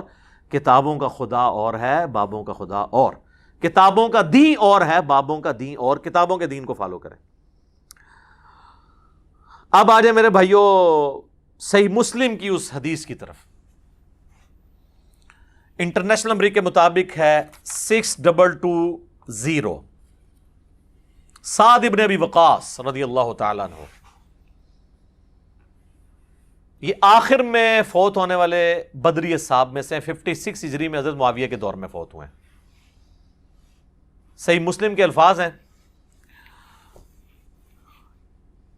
کہ حضرت سعد ابن ابی وقاص حضرت معاویہ کے پاس بیٹھے تھے، تو حضرت معاویہ نے ان کو حکم دیا، امر معاویہ سعدن، معاویہ نے سعد کو حکم دیا، تو انہوں نے انکار کیا اور کہا میں ہرگز، پھر اس میں آگے الفاظ ہیں، جب انکار کیا تو حضرت سعد سے حضرت معاویہ نے پوچھا آپ کو کون سی چیز منع ہے کہ آپ ابو تراب پر سب نہیں کرتے؟ یہاں پہ ابو تراب تحقیر کی نیت سے ہے، کیونکہ بنو امیہ ابو تراب۔ تو حضرت سعد ابن ابی وقاص نے فرمایا میں کبھی ابو تراب پر، سیدنا علی پر سب نہیں کروں گا، جو کچھ میں نے رسول اللہ سے ان کی شان میں سن رکھا ہے، خصوصاً 3 باتیں، مجھے تو ان میں سے ایک بھی مل جاتی تو میرے لیے سرخ اونٹوں سے بہتر ہوتا۔ اور سعد وہ ہیں جو عشرہ مبشرہ میں سے ہیں، اور بخاری مسلم کے الفاظ ہیں، مولا علی کہتے ہیں میں نے اپنی زندگی میں صرف سعد کے لیے رسول اللہ کی زبان سے سنا ہے کہ میرے ماں باپ تیرے پہ قربان۔ یہ ماموں بھی لگتے تھے نبی اسلام کے۔ سعد ابن مالک نام ہے ان کا، اور سعد ابن ابی وقاص بھی ہے، کیونکہ ان کے والد مالک کی کنیت ابی وقاص، یہ دونوں ایک ہی صحابی کے نام ہیں۔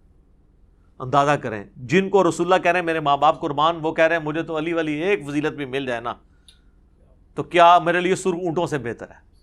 اچھا، اب یہاں پہ ناسبیوں نے اور سنیوں کا دفاع کرنے والے اماموں میں سے امام نووی جو کوشش کرتے ہیں، وہ کہتے ہیں جی اصل میں تو حضرت معاویہ کے دور میں لوگ حضرت علی پہ سب و شتم کرتے تھے، ہم مانتے ہیں، تو حضرت یہ جو سعد ابن وقاص کو حضرت معاویہ نے حکم دیا تو وہ کسی اور کام کے لیے بلایا تھا، کوئی اور کام کہہ رہے تھے ان کو نا۔ تو اس کے بعد حضرت معاویہ نے پوچھا آپ کو کون سی چیز مانے ہے کہ آپ حضرت علی پہ سب نہیں کرتے؟ تو وہ کہنا یہ چاہ رہے تھے کہ باقی سب لوگ تو حضرت علی کو گالیاں نکالتے ہیں، آپ کیوں نہیں نکالتے؟ مجھے آپ حضرت علی کے کوئی فضائل سنائیں تاکہ میں ان لوگوں کو قائل کروں۔ ہائے ہائے ہائے، اوے کہانیوں اور بناؤ جیڑی کوئی سنی جائے۔ یقین کریں یہ آپ اپنے کسی 5ویں کلاس کے بچے کو بھی بتائیں گے نا، وہ بھی آپ کے اوپر ہنسے گا کہ یار آپ کے بزرگوں کا یہ علمی لیول تھا، یہ امام نووی اس طرح کی کہانیاں کروا کے گئے ہیں، باقیوں کو تو چھوڑ دیں۔ 7ویں صدی ہجری کے اندر بڑا امام ہے جس نے مسلم کی شرح لکھی اور تبویب کی، باب باندھے. اچھا بہرحال وہ ہمارا معاویہ کے بعد ہے کہ معاویہ نے حکم دیا اور سعد ابن ابی وقاص کہہ رہے ہیں کہ میں کبھی بھی یہ کام نہیں کروں گا، تو اسی کا حکم دیا تھا جو مرضی کر لیں. بہرحال ابن تیمیہ کو داد دینی چاہیے، ابن تیمیہ نے مسئلہ حل کر دیا. ابن تیمیہ نے شیعہ کے رد کے اندر منہاج السنہ لکھی ہے جو اہل حدیث دیوبندی ایون بریلوی بھی پیش کرتے ہیں، اردو ترجمہ بھی ہے اس کا، عربی بھی ہے. انہوں نے شیعہ کے جو اعتراضات نقل کیے ہیں نا ان میں اس مسلم کی حدیث کو بھی نقل کیا ہے.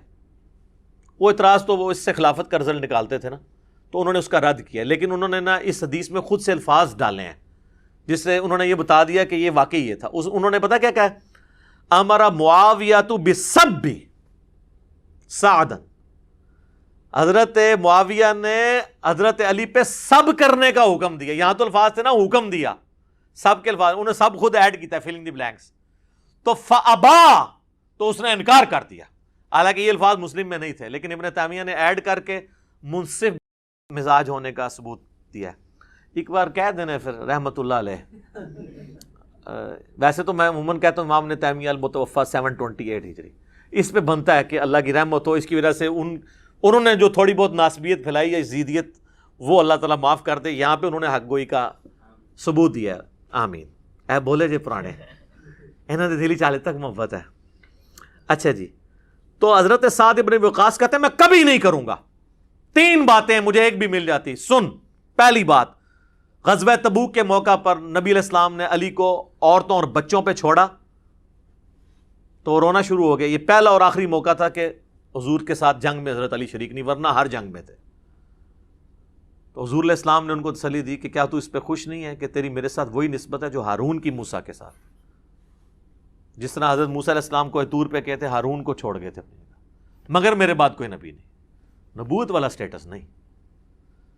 پھر ان کا دوسری فضیلت، غزوہ خیبر کے موقع پر نبی علیہ السلام نے فرمایا کل میں اس شخص کے ہاتھ میں جھنڈا دوں گا جو اللہ اور اس کے رسول سے محبت کرتا ہے، اللہ اور اس کا رسول اس سے محبت کرتے ہیں.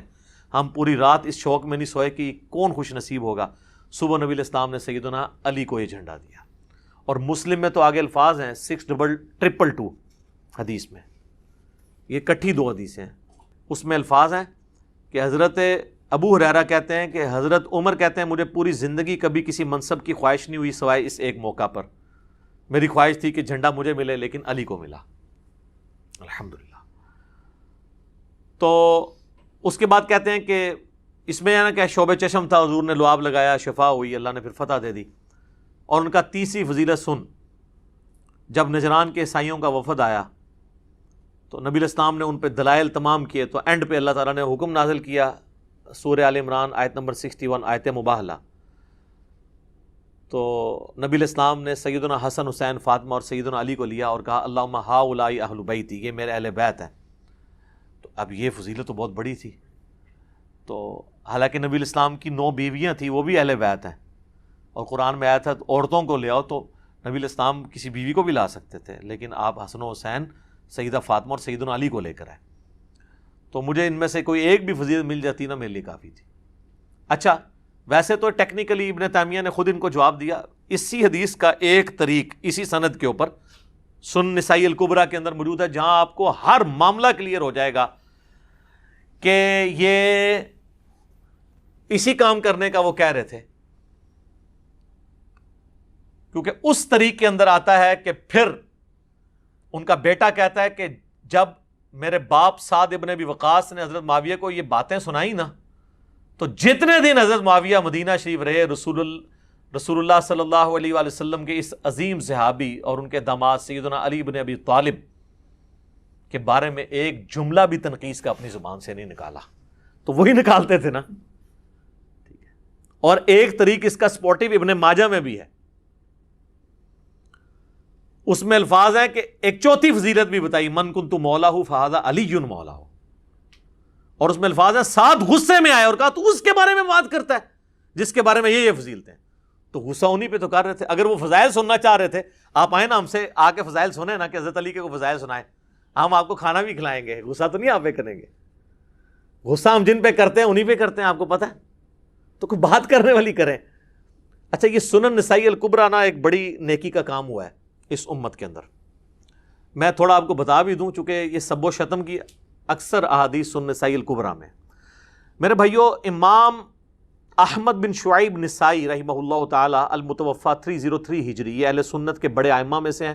بخاری اور مسلم کے بعد روئے ارض پہ اہل سنت کی سب سے صحیح ترین کتاب سنن نسائی ہے. ویسے اس کو ترتیب میں 5ویں نمبر پہ نام لیتے ہیں، بخاری، مسلم، ترمذی، ابو داؤد، نسائی، ابن ماجہ. لیکن صحت کے اعتبار سے سب سے کم ضعیف روایتیں اگر جس کتاب میں ہے نا وہ سنن نسائی ہے، بخاری مسلم کے بعد.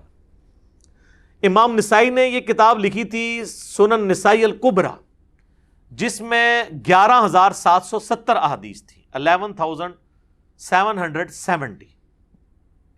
ہمارے پاس جو سنن نسائی ہے کدھر، ادھر پڑی ہوئی ہے، ادھر پڑی ہوئی ہے یہاں پہ.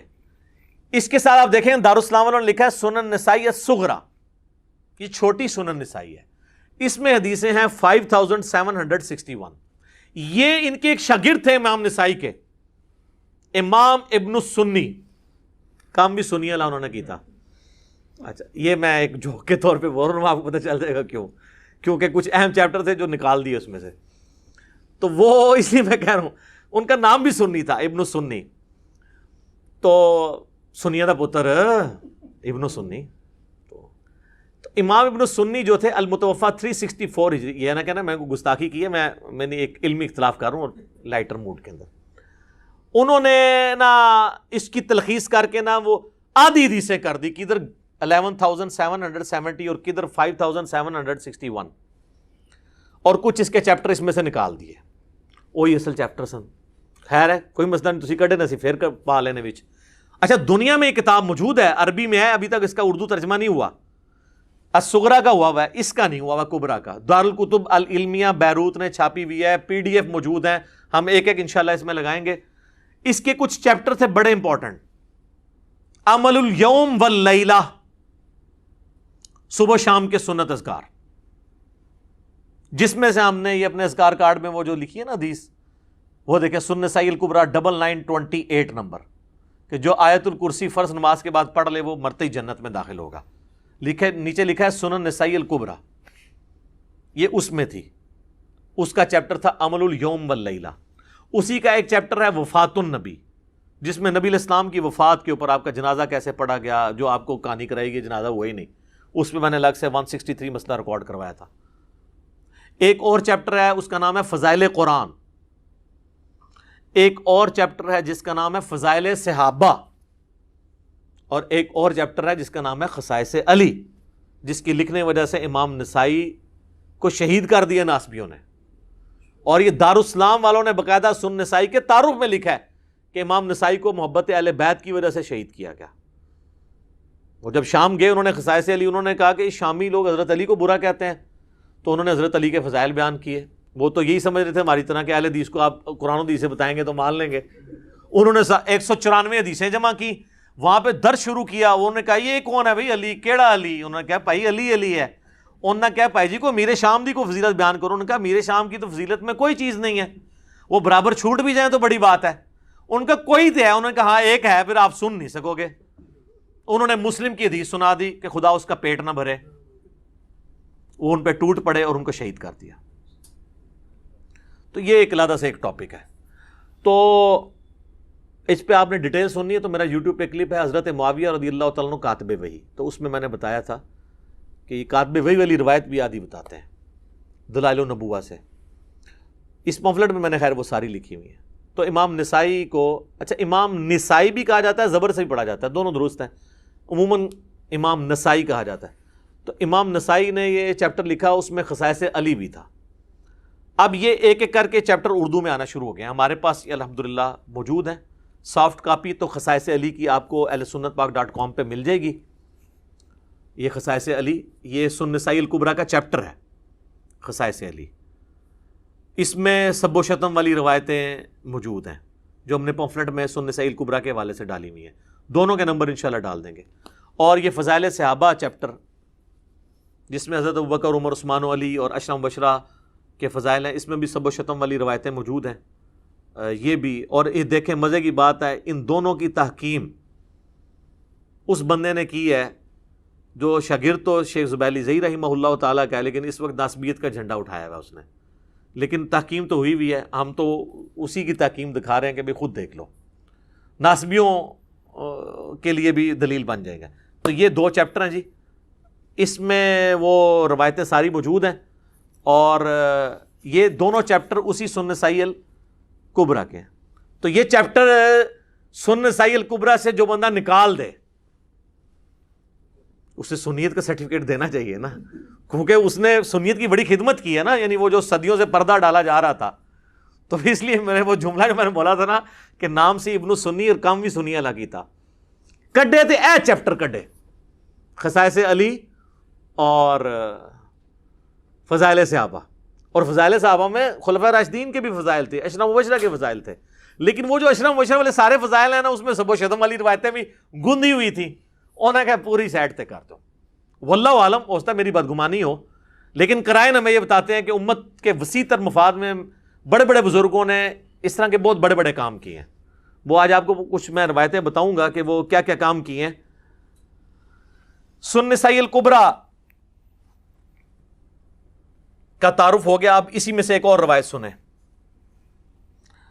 ایک تابعی کہتے ہیں میں سعد ابن ابی وقاص کو ملنے گیا تو وہ ہم سے پوچھنے لگے کہ میں نے سنا ہے کہ تم سیدنا علی کو گالیاں دیتے ہو۔ میں نے عرض کیا کیا واقعی آپ نے ہمارے متعلق ایسی بات سنی ہے؟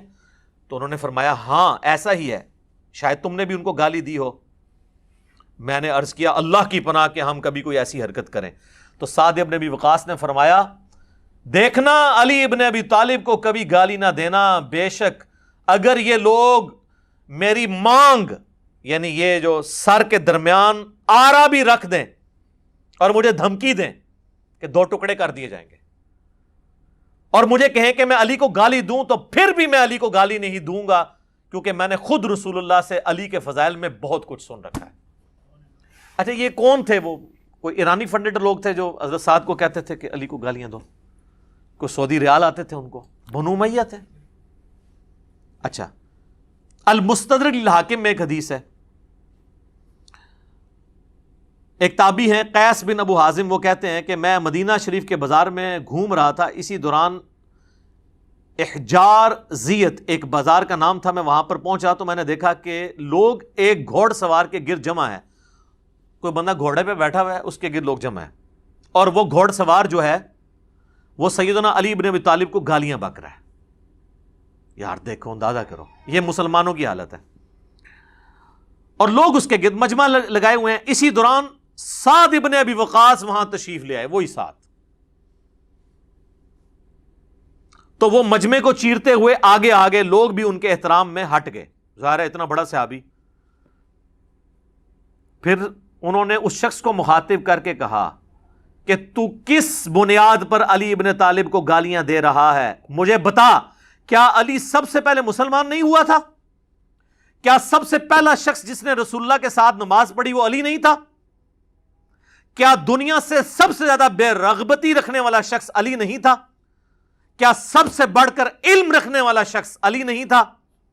پھر سعد ابن ابی وقاص مزید فضائل ذکر کرتے رہے، حتیٰ کہ فرمایا کہ کیا علی رسول اللہ کی صاحبزادی کے رشتے سے آپ کا داماد نہیں تھا؟ کیا رسول اللہ کے غزوات میں علی آپ کے جھنڈے کو تھام کر سب سے آگے نہیں ہوتا تھا؟ اس میں سے کوئی ایک فضیلت بھی کسی اور بندے کو حاصل ہے اس لیول کی؟ داماد حضرت عثمان ہیں لیکن نسل نہیں چلی، اہل بیت جو ہیں وہ اولاد علی ہے۔ پھر حضرت صاحب نے اپنا منہ قبلے کی طرف کیا اور دونوں ہاتھ اٹھا کر کہا اے اللہ، یہ شخص تیرے ولیوں میں سے ایک ولی کو گالیاں بک رہا ہے، اس ہجوم کے منتشر ہونے سے پہلے اپنی قدرت کا مظاہرہ دکھا۔ سیدنا قیس بن ابو حازم کہتے ہیں ہم ابھی منتشر بھی نہ ہوئے تھے کہ اس گستاخ کی سواری نے اس کی سواری زمین میں دسنے لگی، تو اس سواری نے اس کو زمین پر پٹخ دیا، اس کی کھوپڑی ایک پتھر پر جا کر لگی اور وہیں پر اس کا بھیجا باہر نکل آیا اور وہ مر گیا۔ اذانیں شروع ہو چکی ہیں انشاءاللہ، بقیہ کی احادیث اذانوں کے وقفے کے بعد صلی اللہ علیہ وسلم۔ ہاں جی جناب، اگلی حدیث سنن ابی داؤد سے ہے، انٹرنیشنل نمبر ہے اس کا 4648۔ یہ وہ عشرہ مبشرہ والی حدیث، 10 جنتی صحابہ ایک مجلس میں۔ اب دیکھیں یہ حدیث بھی یہ لوگ پوری نہیں بیان کر سکتے. جو میں آپ سے کہہ رہا تھا نا کہ یعنی پردہ ڈالا جاتا ہے, تو اس میں بھی آپ دیکھیں امام ابو داؤد نے ان لوگوں کے نام چھپا لیے ہیں جو بیچ میں تھے اور فلاں فلاں کر کے بات کی ہے. الفاظ دیکھیں, عبداللہ بن ظالم تابعی بیان کرتے ہیں کہ جب فلاں شخص کوفے میں آیا تو اس نے فلاں شخص کو خطیب مقرر کیا. یار وہ جو آئے ہیں وہ بندے کا نام ہی ہوئے گا نا, ٹھیک ہے. وہ پھر سنن نسائی الکبریٰ کے جو چیپٹر ہے اس میں آپ کو کھلے گا, جو چیپٹر امام ابن السنی نے نکالا تھا. پتہ چلا وہ کیوں نکالا تھا چیپٹر, تاکہ یہ فلاں فلاں والا بھی معاملہ. لیکن امام نسائی کا یہ چیپٹر تو آ چکا ہے نا جی, عربی میں تو پہلے سے تھا. یہ دونوں سسپینس ہیں, یہ فلاں فلاں کون تھا وہ اگلی روایت میں. ابھی آپ مزہ لیں اس کا. وہ کہتے ہیں جب فلاں شخص آیا تو پھر سیدنا سعید ابن زید نے میرا ہاتھ پکڑا, حضرت عمر کا بہنوئی. اس ظالم کو دیکھ رہے ہو؟ کس کو ظالم کہہ رہے ہیں؟ جو حضرت علی پہ سب و شتم کر رہا ہے. ٹھیک ہے.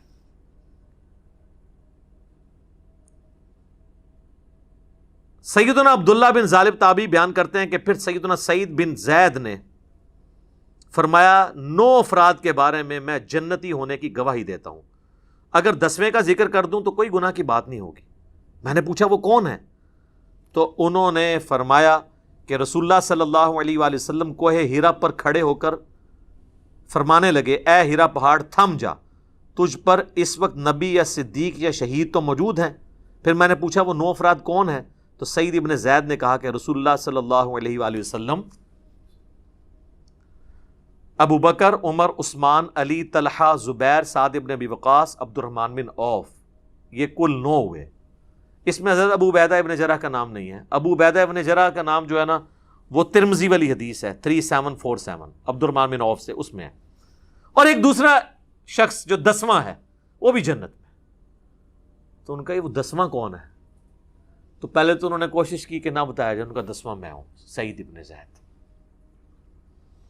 اچھا جی, یہی حدیث جب آئی ہے نا سنن نسائی الکبریٰ میں, جس میں امام داؤد نے لکھا فلاں شخص فلاں کو ملنے ادھر آیا تو اس نے فلاں کو کھڑا کیا. اب سنیں وہ کیا کہتے ہیں. سیم سند ہے. عبداللہ بن ظالم تابعی رحمہ اللہ بیان کرتے ہیں کہ جب حضرت معاویہ بن ابی سفیان کوفے میں آئے تو حضرت مغیرہ ابن شعبہ نے کچھ خطیب مقرر کیے. یہ دونوں فلاں فلاں نام آگے, جو کہ سیدنا علی پر زبان درازی کر رہے تھے. الفاظ یتناولون, حضرت علی کے عیب بیان کرنے لگے. چنانچہ سعید ابن زید نے میرا ہاتھ پکڑا اور فرمایا اس ظالم کو دیکھتے ہو, یہ ایک جنتی شخص پر لعنت کروا رہا ہے. کون؟ یا مغیرہ ابن شعبہ کو انہوں نے کہا یا حضرت معاویہ کو. یہ مجھے کہتے ہیں جی ظالم مغیرہ کے الفاظ کدھر ہیں؟ وہ تو میں بتاؤں گا کہ وہ 6 دفعہ انہوں نے کہا اوئے مغیرہ, اوئے مغیرہ, کیونکہ اس حدیث میں الفاظ ہیں کہ انہوں نے اوئے مغیرہ کو 3 دفعہ ریپیٹ کیا, تو 6 ہو گیا نا. تو میں رجوع کرتا ہوں, میں نے پچھلی دفعہ کہا تھا 3 دفعہ کہا, انہوں نے 6 دفعہ کہا. میں بھی رجوع کرتا ہوں چیزوں پہ, ٹھیک ہے جی. وہ آگے آئے گی حدیث. تو ایک جنتی شخص پر لعنت کرواتا ہے. پھر انہوں نے 9 افراد کے بارے میں گواہی دی. پھر وہی والی حدیث ریپیٹ ہو جاتی ہے کہ وہ کون سے جنتی ہیں, 10ویں خود. سنن نسائی الکبریٰ میں ایک اور حدیث ہے اسی فضائل صحابہ والے چیپٹر میں.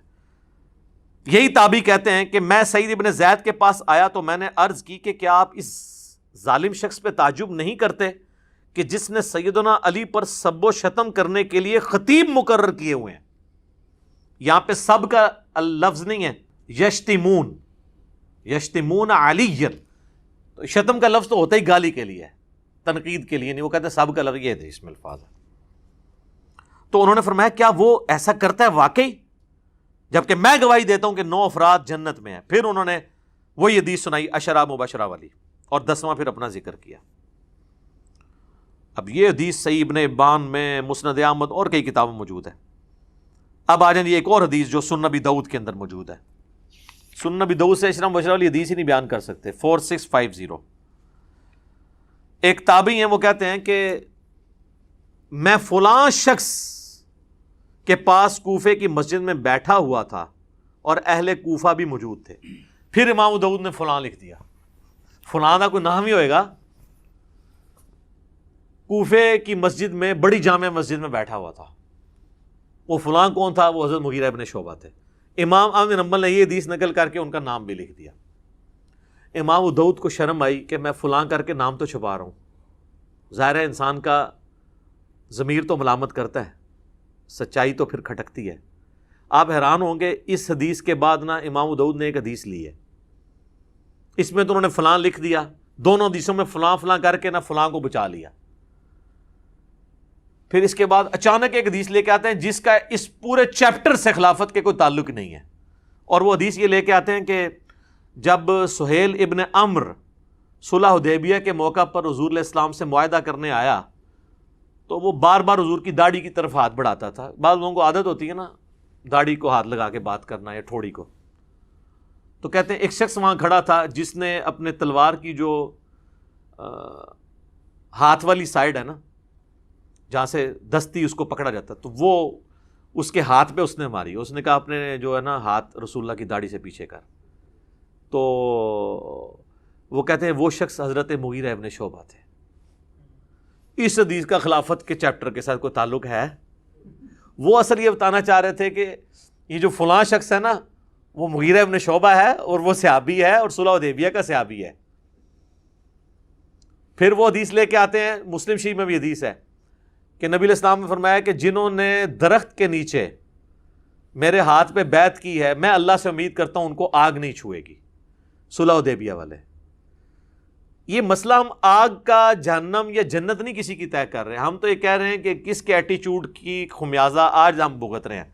آج اگر ہمارے پاس طاقت ہو ہم ان کو دوبارہ دنیا میں لیں اور ان کہیں کہ حضرت دیکھیں آپ لوگوں کی وجہ سے اس وقت امت کی کیا حالت ہوئی ہے, تو وہ بھی اپنے اس عمل کے اوپر پچھتائیں, چاہے وہ حضرت معاویہ رضی اللہ تعالیٰ عنہ ہوں, عمر بن عاص ہوں یا مغیرہ ابن شعبہ ہوں رضی اللہ عنہم اجمعین.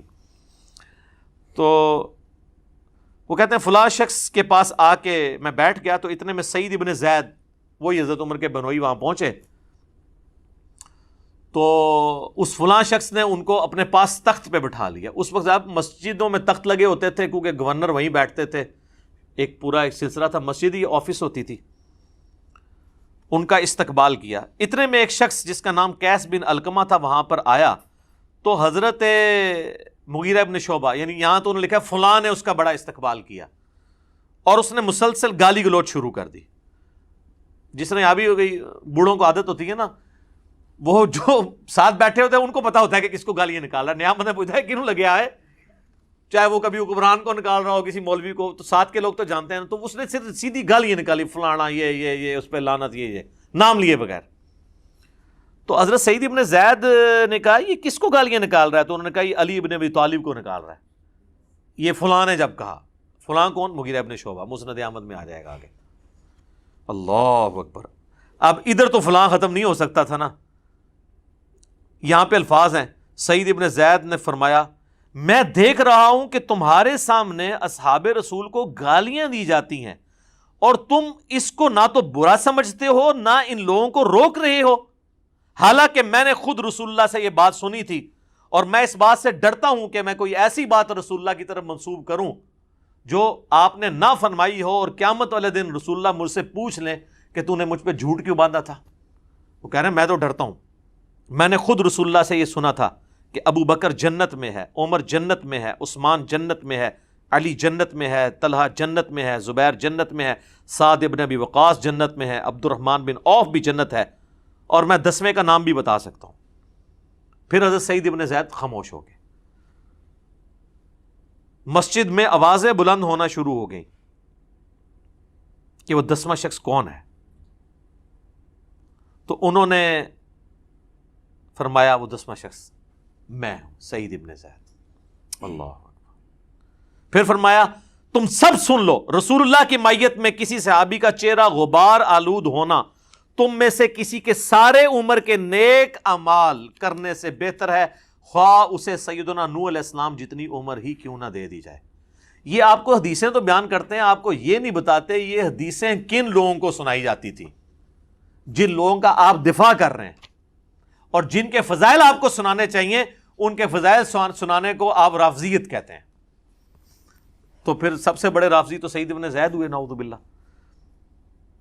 یہی حدیث پھر مسند احمد میں نے پورا اس کا ایک طریق نقل کیا، اس میں الفاظ موجود ہیں، اور اس میں الفاظ ہیں جب وہ گالیاں دیتا ہے نا وہ قیس بن علقمہ، تو حضرت سعید ابن زید غصے میں کہتے ہیں اوے مغیرہ، اوے مغیرہ، اور حدیث کے الفاظ ہیں وہ 3 دفعہ کہتے ہیں، یعنی 6 ہو گئے. تو کہتے ہیں یہ کہاں؟ وہ کہتے ہیں جی صحابی سے اس طریقے سے تو نہیں بات کر سکتا تھا. یار حضرت علی پہ لعنت ہو رہی ہو تو یہ کہا جائے گا کہ پیارے مغیرہ بھائی جان یہ کیا کر رہے ہیں آپ؟ آگ ہی لگے گی نا ایک سابقون الاولون میں سے سعید ابن زید کو. ٹھیک ہے، اللہ اکبر. پھر انہوں نے پوری وہ حدیث بیان کر دی.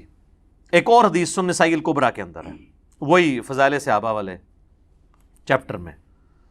اس میں تو واضح الفاظ ہیں کہ وہی تابعی عبداللہ کہتے ہیں کہ حضرت مغیرہ نے خطبہ دیا اور اس میں سیدنا علی کو سب و شتم کا نشانہ بنایا، تو اس پہ سعید ابن زید نے فرمایا میں گواہی دیتا ہوں کہ میں نے رسول اللہ سے خود سنا تھا، اے ہیرا پہاڑ تھم جا، تجھ پر اس وقت نبی، صدیق اور شہید ہی تو ہیں.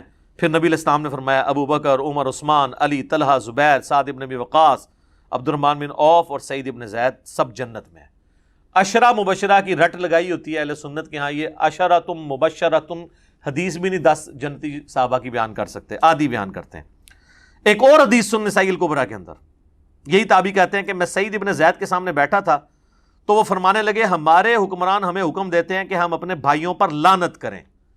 الفاظ ہیں نلعن اخواننا، یہ کہتے ہیں سب کا مطلب تنقید ہے، اس میں لعنت کے الفاظ ہیں. اور بے شک ہم تو کبھی لعنت نہیں کریں گے بلکہ ہم تو ان کے لیے اللہ کی بارگاہ میں دعا ہی کریں گے. میں نے رسول اللہ سے خود یہ بات سنی تھی کہ آپ فرما رہے تھے ان قریب میرے بعد بہت فتنے ہوں گے. بنو امیہ کو سعید ابن زید کہہ رہے تسی وہی فتنے ہو جڑے حضور نے دسے سن، ساڑھے تے مسلط ہو گے. اور ایسے ایسے ہوگا. اسی دوران ایک شخص وہاں آیا اور اس نے سعید ابن زید سے کہا میں تو حضرت علی سے دنیا میں ہر چیز سے بڑھ کے محبت کرتا ہوں.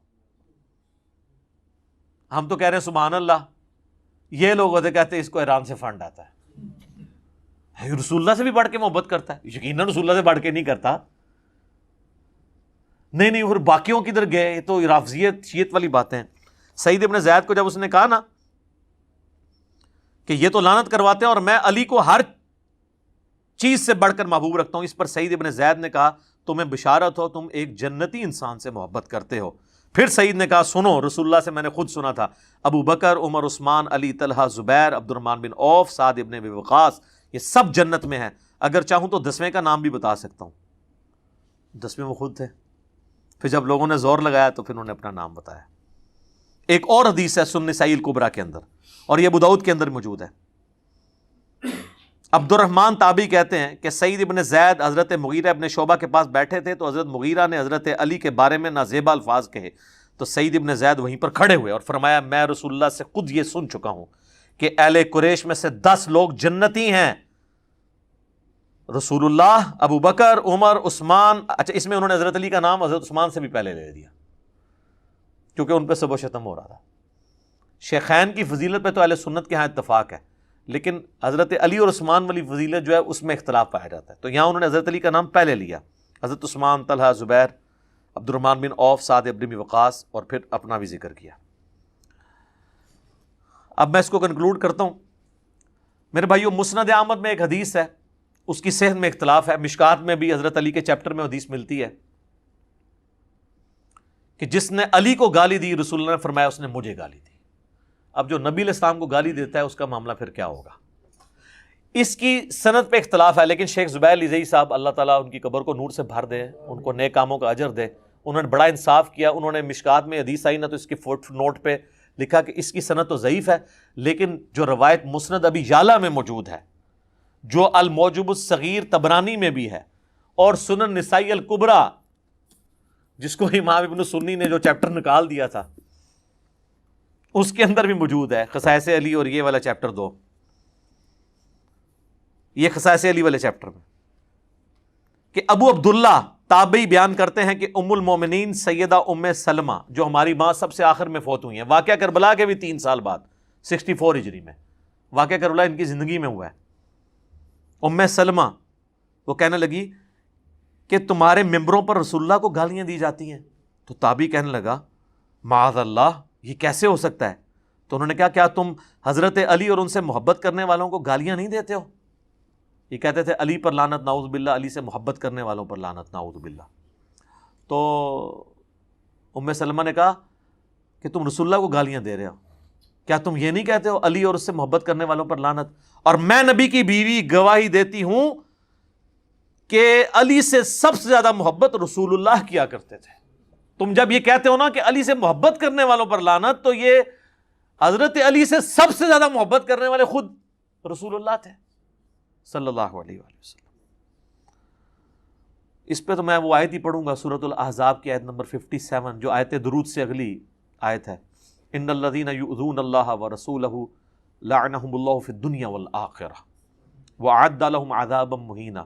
بے شک جو لوگ اللہ اور اس کے رسول کو تکلیف دیتے ہیں ان پر اللہ کی لعنت ہے، دنیا میں بھی اور آخرت میں بھی، اور اللہ تعالیٰ نے ان کے لیے ذلیل و خوار کر دینے والا عذاب تیار کر رکھا ہے، والعیاذ باللہ تعالیٰ۔ اللہ کی لعنت ہے جو یہ حرکت کر رہے ہیں، ہم لعنت نہیں بھیجتے، ہمیں نبی الاسلام نے اس سے منع کیا ہے۔ ہم جھوٹے کو بھی ڈائریکٹ نہیں کہیں گے کہ تو لعنتی ہے، ہم یہ کہیں گے تیرے اس عمل کی وجہ سے تو لعنت کا مستحق ہوا۔ یہ ایک شرعی مسئلہ آپ یاد رکھیں۔ ہمارا جو اختلاف ہے نا روافظ کے ساتھ، غالی شیعوں کے ساتھ، وہ یہ ہے کہ آپ لعنت آپ نہ بھیجیں، جس نے کیا وہ خود بھگتے گا، اور جو فوت ہو چکا وہ اپنے انجام کو ویسے ہی پہنچ چکا، ضرورت ہی نہیں ہے۔ آخر میں 2 حدیثیں بیان کر کے اس ٹاپک کو میں کنکلوڈ کرتا ہوں، ورنہ تو گھنٹوں بولا جا سکتا ہے۔ صحیح مسلم میں 240 نمبر حدیث ہے، سیدنا علی کہتے ہیں کہ اس رب کی قسم جس نے دانے کو پھاڑ کر اناج کو اگایا اور مخلوقات کو پیدا کیا، نبی امی نے مجھ سے یہ عہد لیا تھا کہ اے علی، صرف مؤمن ہی تجھ سے محبت رکھے گا اور صرف منافق ہی تجھ سے بغض رکھے گا۔ محبت علی از دا لٹمس ٹیسٹ آف ایمان۔ میں اس کی انجینئرنگ نہیں کرتا اس حدیث کی، جس سے فٹ اسے گفٹ، بس میں اسی کے اوپر اس کو کنکلوڈ کرتا ہوں۔ اور آخری حدیث جو مسند احمد میں مرفوع روایت بھی موجود ہے، مشکات کے اندر بھی موجود ہے، کہ نبی الاسلام نے فرمایا تھا اے علی، تم میری امت میں عیسیٰ ابن مریم کی مثل ہو۔ عیسائی ان کی شان میں غلو کر کے برباد ہو گئے، اور یہودی ان کی گستاخی کر کر برباد ہوئے، حتیٰ کہ ان کی والدہ پر بھی تہمت لگائی۔ اور اس کے ساتھ یہ الفاظ ہیں، حضرت علی کہتے ہیں میرے بارے میں بھی 2 طرح کے لوگ تباہ ہو جائیں گے، میری محبت میں غلو کر کے اور میری دشمنی میں۔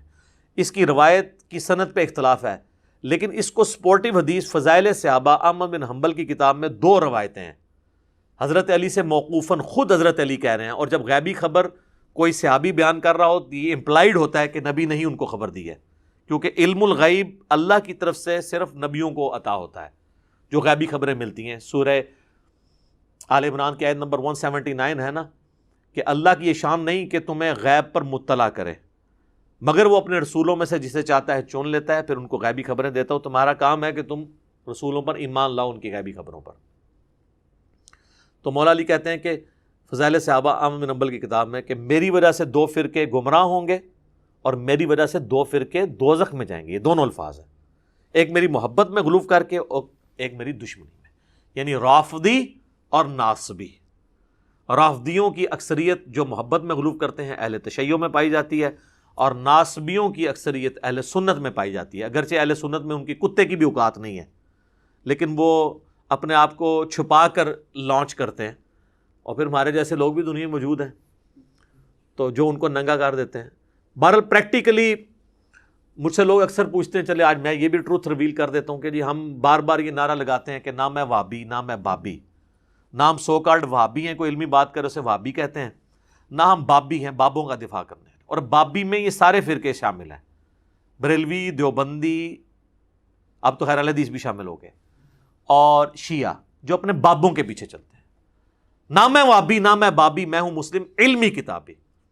بہرحال اگر ہم سے کوئی مین سٹریم جو امت میں 2 دراڑیں ہیں سنی اور شیعہ، اس میں پوچھے تو ہم کہیں گے ہم اہل سنت کے منہج پہ ہیں، انہی کی کتابیں ہم نے رکھی ہیں۔ اس کی وجہ ہے کہ پریکٹیکلی اہل سنت کا جو منہج ہے اس کو اللہ نے یہ غیبی تائید اس کے ساتھ کر دی ہے کہ اہل سنت میں ڈومیننٹ اکثریت اہل بیت سے محبت کرنے والی، اور ایون اہل بیت سے محبت کرنے والے لوگ بھی اپنے جذبات میں حد کو کراس کرتے ہوئے بنو امیہ پر لعنت نہیں کرتے۔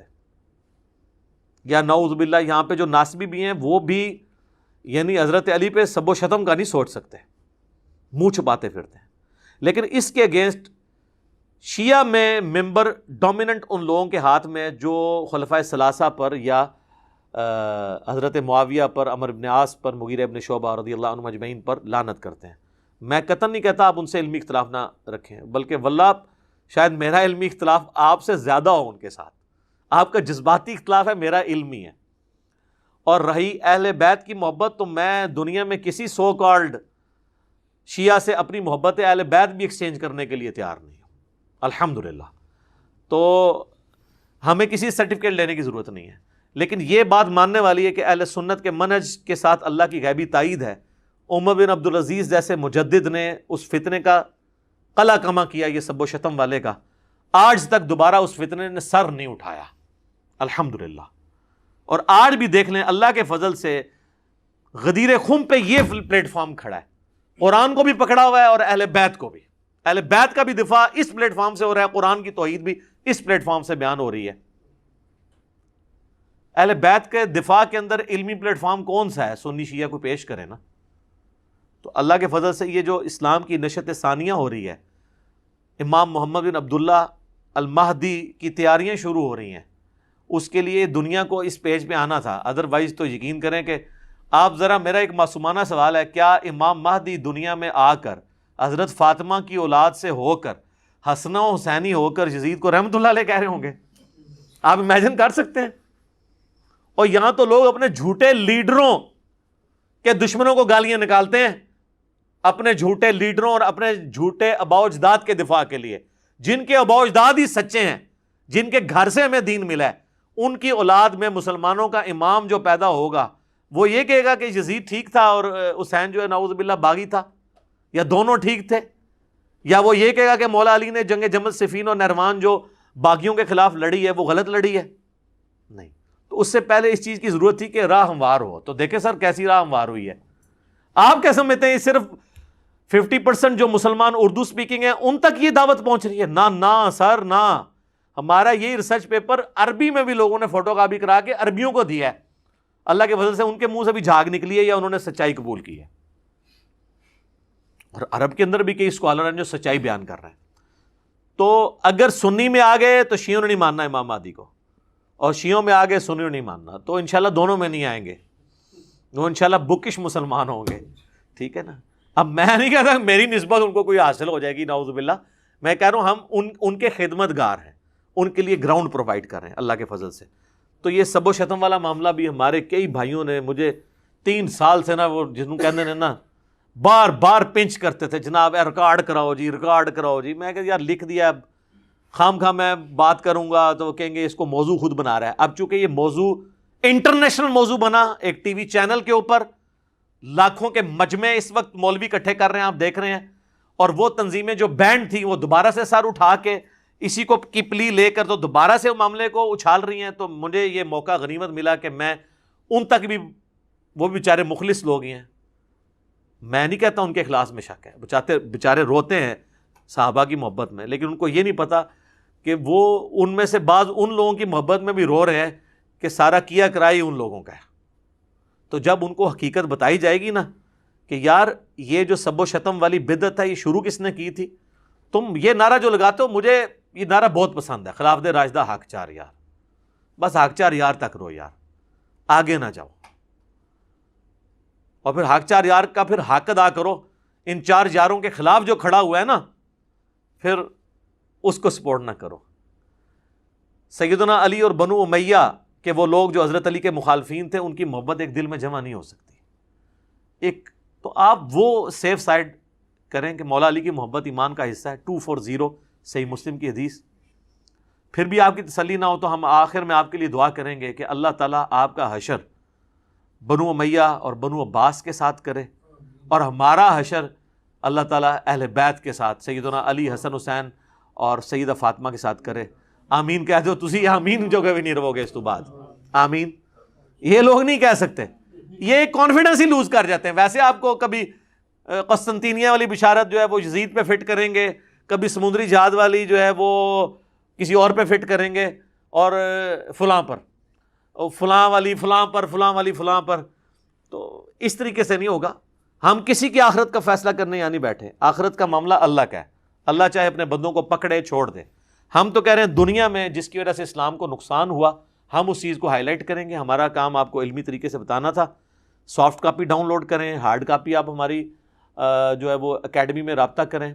صبح 9 سے لے کے شام 5 بجے تک. 032159006162 یہ نمبر میں اس لیے نہیں بتا رہا کہ جو چند لوگوں کو تکلیف ہو تو وہ اس پہ گالیاں دیں. آپ گالیاں بھی دے لیں، ہمیں کوئی نہیں ہوتا. مولا علی نے گالیاں کھائی ہیں تو ہم انگلی کٹا کے شہیدوں میں ہم بھی شامل ہو جائیں گے. اس لیے دے رہا ہوں کہ ریسرچ پیپر منگوائیں، اسے پڑھیں، اور اس میں نے ائمہ کے بھی اقوال لکھے ہیں. اور ابھی چند دن پہلے میری ایک ویڈیو بھی ریکارڈ ہوئی ہے، 2 ویڈیوز ہیں، وہ آپ ضرور دیکھیں. ایک تو سیدنا ابوبکر صدیق کے دفاع پر نہج البلاغہ سے میں نے 7 خطبات مولا علی کے پیش کیے شیعہ کی کتب سے، وہ ویڈیو آپ دیکھیں. اور ایک ویڈیو ہے حضرت معاویہ رضی اللہ تعالیٰ عنہ اور ائمہ اہل سنت. 15 ریفرنسز میں نے اہل سنت کے اماموں سے، خلیفہ راشد سیدنا علی سے شروع ہوں، عمار ابن یاسر، پھر نیچے آتے آتے آتے وہ سارے بزرگ جن کا نام بھی آپ وضو کے بغیر لیتے ہوئے گستاخی سمجھتے ہیں، ان کے میں نے حوالے پیش کیے ہیں. ان کے سامنے میری باتیں اشر اشیر بھی نہیں ہیں.